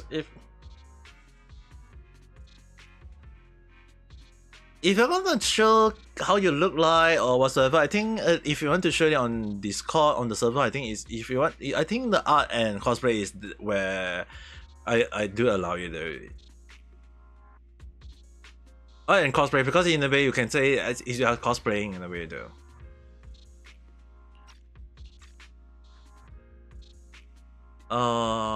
Severe blur, assistant confirmed, but precise location cannot be confirmed.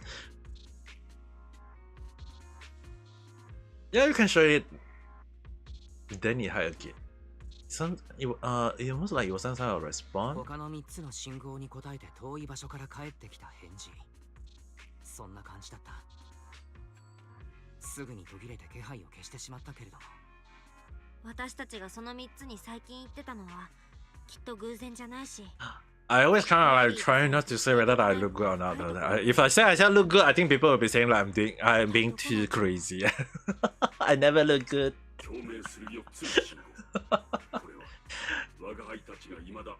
So far, there is only like 2% who see my face. Actually, 3%. Sorry. Yeah, we got Reggie-san. For some reason, she was able to track me down. We got Ai-chan, and then we got Katlin-san. Just go and enjoy your date later, okay?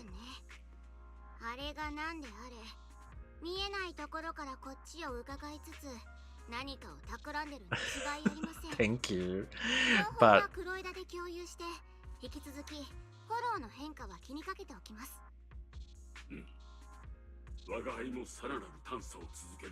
oh, your sister?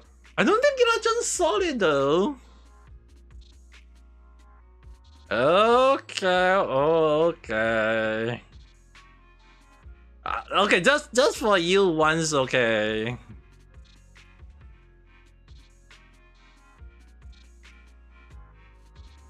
I'm not sure whether I'm not sure whether the computer I have can show it or not though. That's the thing. Because I'm not sure whether I have my face in this PC. That's the thing. And you know what? I'm just gonna download from Facebook the one that I've been using. Yes, I know. Wait. I'm actually on my PC now. I can just download the image that I'm using.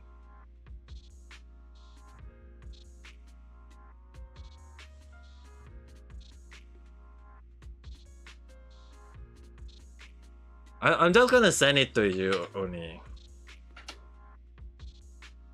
And you show me, I show you. But don't go and shine it around, okay? Don't you go and shouting around when it's oh, point you in the head if that should happen. You're like, thank you, but the thing is, my hair is still messy on that one. Dude, the issue on hair you guys, okay, you guys have to understand one thing, okay?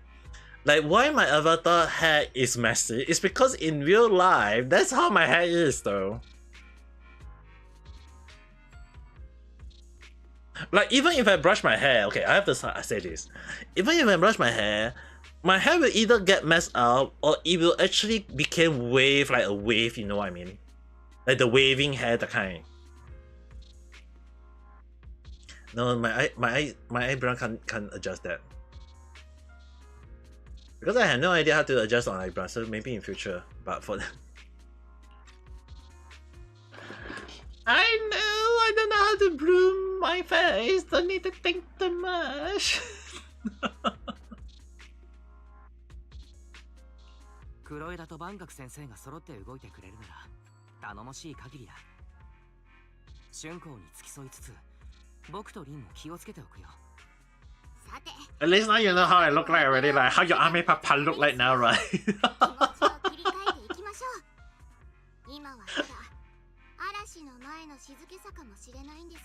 At least you're happy your Ame Papa looking like that, right? Okay, there is no option, and let's speak to them. See if like any last moment.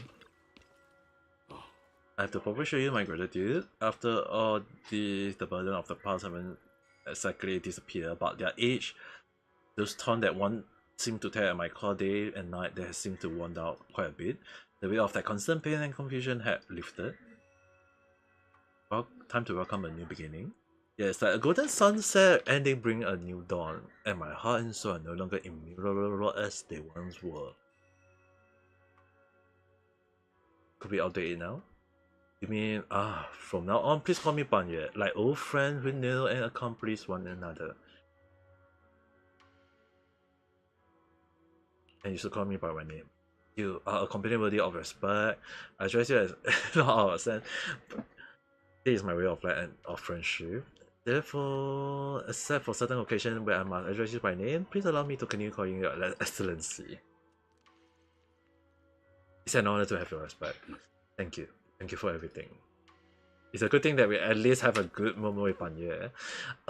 Good thing she's alright. Don't forget you're gonna have to pay me back for this volunteer work. How about I drop our tag? From travel expenses, oh my god. What are you gonna do after this? Writing report till the count come home, soaking through mountain of mission file, dealing with endless inquiry, applying for position. New colleague? Yeah, my humble business is expanding and I'm short on hell. I need some muscle who can take a beating. Better yet, if they come back with some skeleton in their closet I can use as leverage. Overtime just part of the deal. Business trip? A regular thing too. Seems to recall something. Hopefully this is the ending part. I'm kind of hoping this is the ending part. Okay, let's. Do I got this feeling there's definitely more trouble brewing ahead. There's still much about the creator and other secret of the hurdle we don't have any lead yet. But at least I'm okay. At least we got reliable company by our side. Yeah, at least we're never fighting alone. Alright. Okay, go have fun, Benny-san.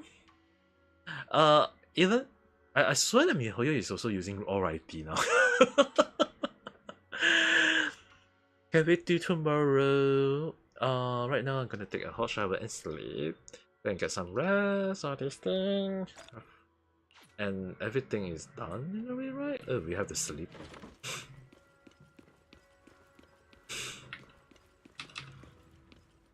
It's gonna be over, right? More. Oh, it's not fully over yet. A familiar. あれあれ、お仕置き担当はザオちゃん先輩ですか？てっきりあの氷みたいな処刑人が来るのかと思ってましたけど、知っての通り、私彼女とは馬が合わなくて、その点ザオちゃん先輩はウサちゃんですもんね。うん、ボスはまだ新しい指示を出してないもん。彼女も動くわけないよ。Too late for you to まあだ figure. からって今さら反省したところで遅いかもだけど、ザオちゃんは個人的に説明が欲しいから来たんだよね。あれだけ大事な情報をあげた割に今回の任務はちょっといまいちな結果だったから。だってそうでしょ、上層部の命令はパージユニットゼロのコアを回収して不確定要素を取り除くことだったんだから。でもダイヤちゃんたらコアを回収しないどころか対象をもっと不確定で危ないものに変えちゃったんだもん。これって職務 So they were planning something. それともおこにしたい人なのかな。ちょっと私は任務を完了しましたよ。Just a moment. I'll be right back.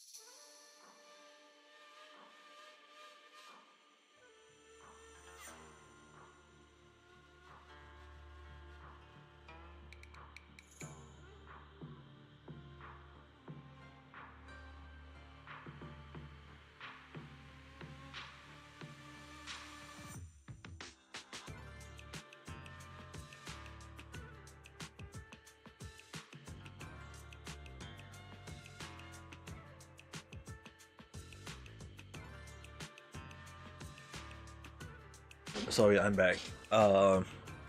That's now okay. Basically, my sister just came to bring the cat to see the doctor now. The vets now, not the doctor, to see the vet. And we was kind of like checking on some stuff along the line and clarification on some stuff along the line. So it's just confirmation. Hopefully, my cat will. 最低は次の通りです。当該コアの意識は初歩的ながら制御が可能であり、潜在的価値があると一時的に証明されました。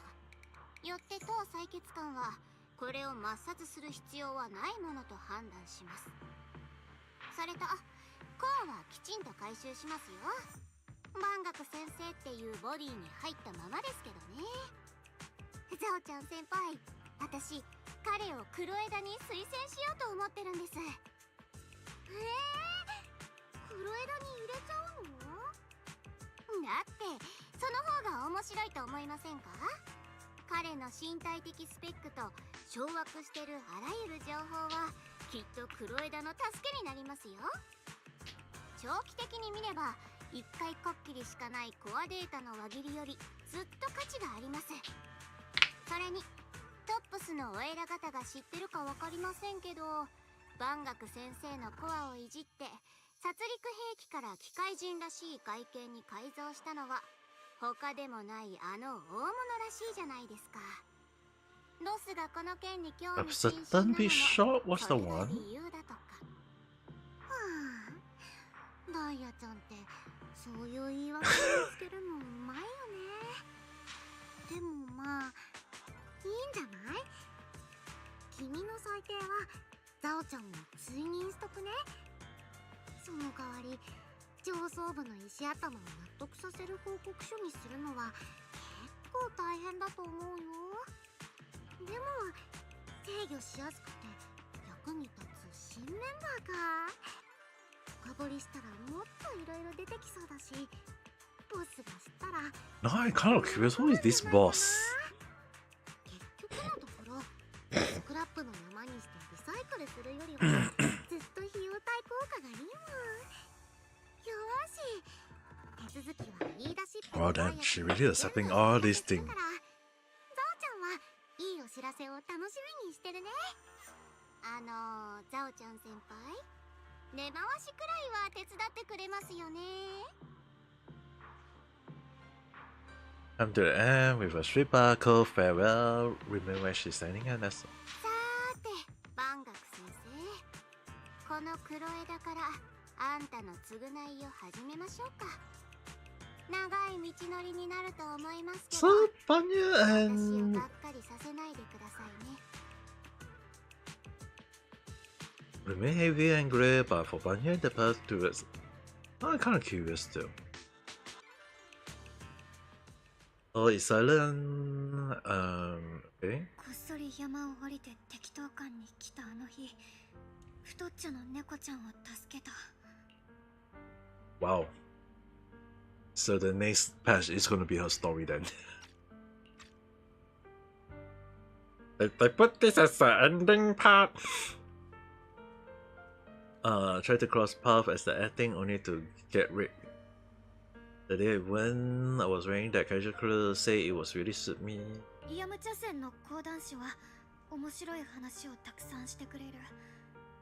私たちは金木犀のケーキを一緒に食べた。材料は蜂蜜につけた新鮮な金木犀、白玉粉、金柑の皮。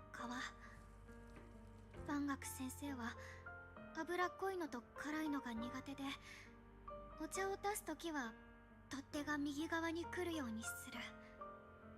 バイオリンは蜂蜜が好きだから普段の倍は入れないと。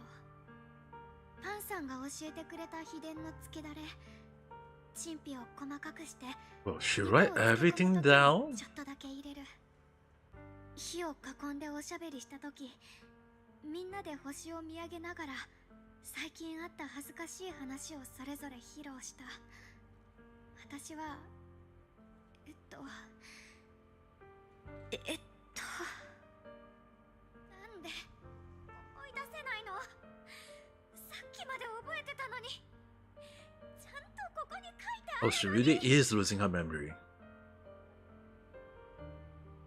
As if they are about to break free from the script and disappear completely.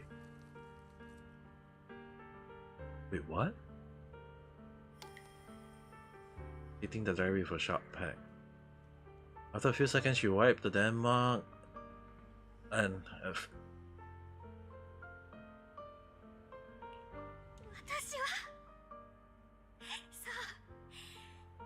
お金を持たないまま雲岳山を出てきちゃったって話をしたの。危うく質屋のお世話になるところで。別に生命権以外だったらもう何もかも。So the sword is having the side effect now. なんて言ったりして。この思い出は絶対に忘れちゃいけない。絶対に。師匠。 お兄ちゃん、アキラ、リン、それにみんな。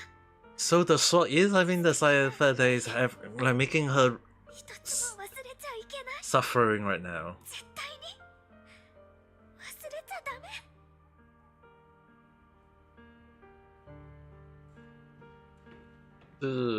Now we're having a bad effect at this point of time. Now I'm kind of curious about the next version in a way though. Only the these damn tears. Like, dude, seriously. They really slapping us with this movement at this point of time. Yeah, it's really kind of like funny. What makes it even more funny is that they really make it a 4-part car. 1, 2, 3, 4 part. Oh well. Echo achievement. Still a movement of like, what the heck though? I don't really say too much on that end, but it's like they are slapping us with that kind of like story along the line. Also, is it considered a good thing or is it a bad thing? I mean, like, as for right now, they are putting up as this form, so can't really say too much. I only got like how many poo though? 50 poo for the next one car. My life is really kind of like pushing to the maximum.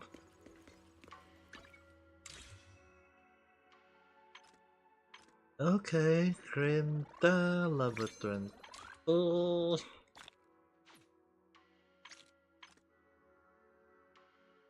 And now there is the chest and all this.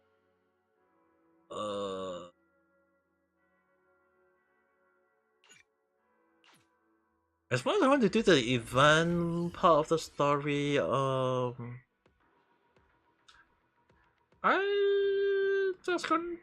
Okay, I'm just gonna show this one fight. The final S1. It's kind of funny in a way that if you guys actually see the team that I'm using, the enemy is like weak to Esther Electric and the other one Manato, that I actually have a problem fighting it, right? Like for some reason I use another team and it's basically the electric team, but the thing is, right, he's weak to ice in a way, so I was like, okay, using Miyavi and the other is gonna be a hard one, but it was like managed to kill it, but I couldn't get the S rank. So one day off stream, I decided to just use a different team fight by putting Ashra Yao from the first team to the second team and putting in Trigger and MB. I actually got the S right off. Like I legit got a shot that was I was able to kill it. Like 2 minutes and 30 seconds with 2 minutes and 18 seconds. So the first one was like when I used this team, I was like you need to do it within 5 minutes. So I was able to do like one like in a half the second. So I was like, okay, the second one I need to like gonna be like I really go beyond. So I was like, okay, let's do a try. Like even if the enemy is weak to ice, turned out that he's not weak to ice, he's freaking weak to this team along the line. So I want to do this one. Like I want to do these two, like these two, like at the moment, but because they still got like 26 days, so probably one day next week I'm going to do that. At least I will make sure to do this, and then we'll see how it goes, because it's kind of like interesting in a way. But tomorrow is Genshin update, right? Tomorrow is Wednesday. Yeah, tomorrow is Wednesday Genshin update, so that one can't be do. But I will do one fight in this one just to show you guys like how the fight will be. So if I'm staying quiet, so please understand. So, and it's also kind of like Dialin is kind of like crazy good in a way, especially like in so many teams when I was testing it out, and it was legit kind of like crazy how good it is though. Like the enemy not weak to that thing, but it's like your team is going to have a lot of fun along the line, especially the stun with Fufu and she can give to the enemy. So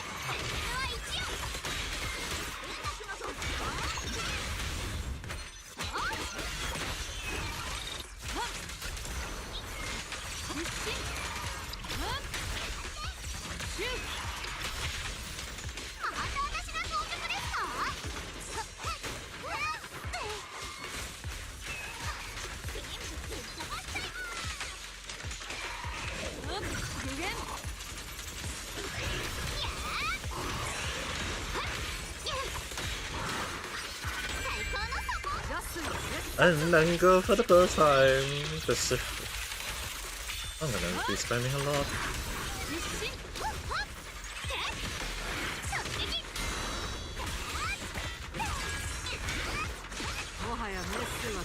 2nd time.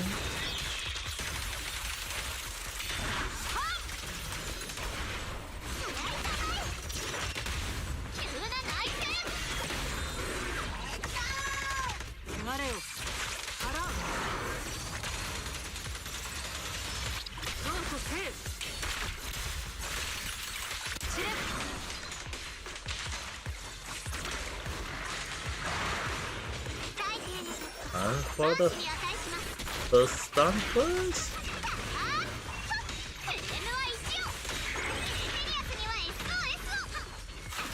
Second first stun.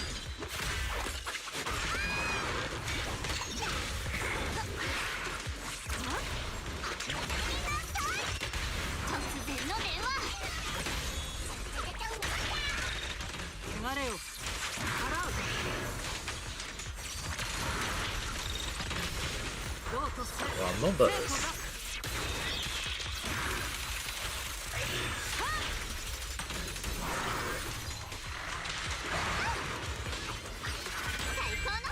One high.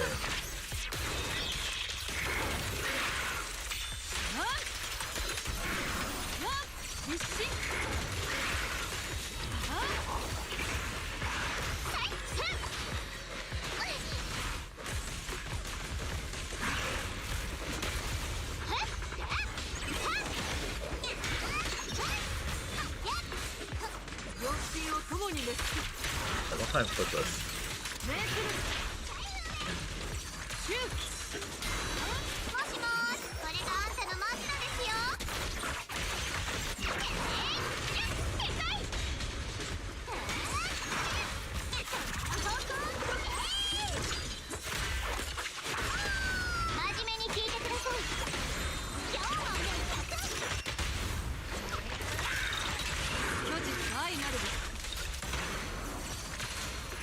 And it's done. Yeah, the normal build I can throw is kind of like crazy good and fun. And now for the mana to fight. It's just basically Trigger doing every single thing with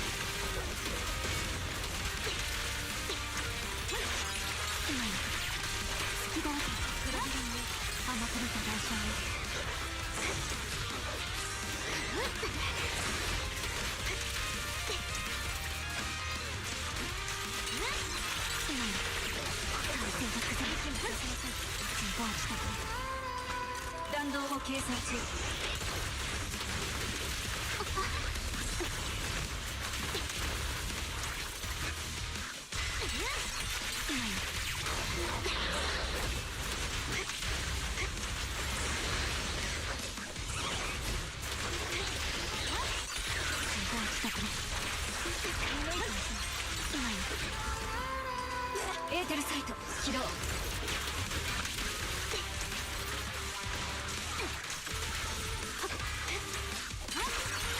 動してくれ。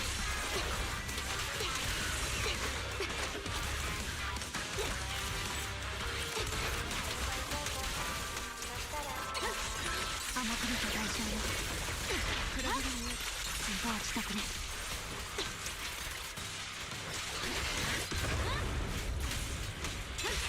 弱点を死に戦慄にひれ伏すと嘘の開始。修正。息にさせなさい。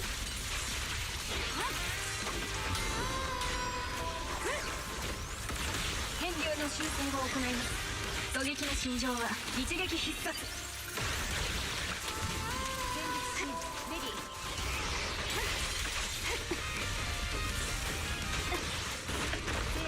Ah, foot. I used the I clicked on the wrong one just now. But it was doable though.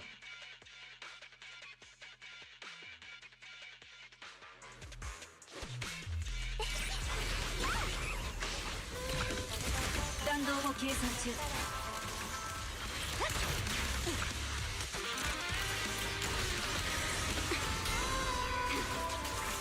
息にさせなさい。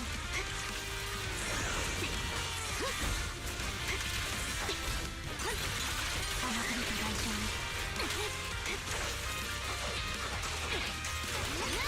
隙だらけ。体勢が崩れた。自動自宅で。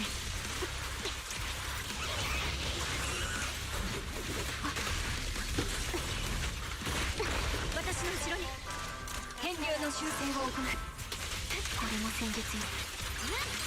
今よ。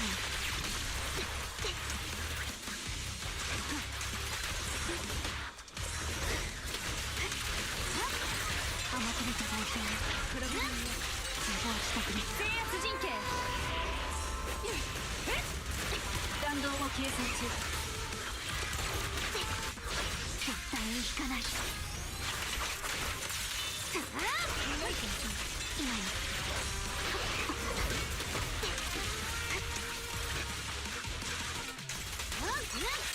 甘く見た代償に息にさせません。狙撃の心情は一撃必殺。変流の修正を行う戦術。自動自宅で。追撃は今です。戦慄にひれ伏すと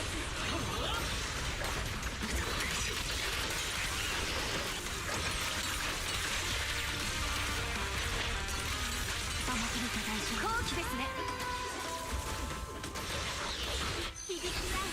Okay, fine.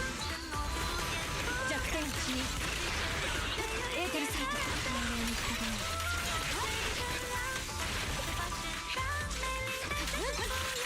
自動自宅で。体勢が崩れた。今よ。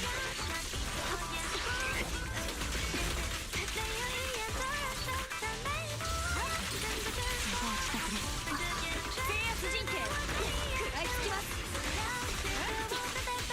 制圧する。修正。レディ。今よ。隙だらけ。甘く見た代償。 And okay, he's done. Oh, but the baby assault is still the one hardest one.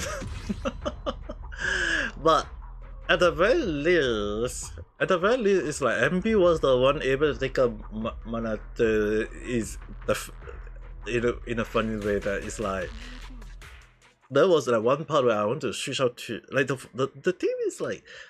It doesn't like because I'm using trigger, but it's also the switching also switch kind of like crash with extra yell at the same time for some reason. It's like they always switch like they only allow me to switch to one team along the line that is kind of like causing the problem along the line, but can't really blame them on the system because it's like when you have so many teams throwing out at the same time that's kind of like causing problem along the line, so can't really say anything too much on that end. But other than that, for the chess Sega and Mio Maker, they're gonna make a probably gonna do this next week. Because I already set Genshin for next 3 days. So, because Genshin is gonna have an update from tomorrow onwards, so we can definitely look for the new update. It's kind of interesting that they are going to throw out the new update a lot from last week to this week, especially like Honkai Star Rail is gonna have their update stream on this Friday as well, so I'm gonna look out for those as well. But for these two events, I'm still gonna stream them, but it's next week onwards. I kind of curious how it's gonna be like, considering that I hear about some issue on like some IP issue being leaked easily to, based on this game at the moment. So still not sure how is it, but I have to like see how it goes. But other than that, if not, probably gonna do just this one and then the other one, kind of like see how it goes anyway. But then again, I am still going to hopefully get the pool. Like there's quite a lot of like the polygraph that I want to get before the next pool, especially more so is like the number of pool seemingly a lot. 1 2 3 4 560 plus 1 2 3 4 5 6 7 8 9 10 11 12 700, that it would be 960, so that will be at least a 10 pool though. Like they will mean a 10 pool that is kind of like good in a way. It will also mean that because at the moment my pool system is at 87 in a way that I, for some reason my face covering it, but it's 87, which at the moment I only got 32 pool. So if they can bring me to 42 pool and then I got 18 in reverse, will mean at least I can do 60 pool, which very likely for me to get it, but I can only wait and see how it goes. Consider like I still not sure how it will be like. Only time will tell. But as for right now, for now I think it's also a good time for me to go and rest up as well. Yeah, at least that's how I feel. But we shall see how it goes for the stream tomorrow. Hopefully tomorrow I'll be able to showcase most of the stuff along the line. We shall see how it goes. That being said, thanks for watching, guys. I will see you guys again at the next video or live stream. So with that being said, I hope you guys have a nice day. Bye bye.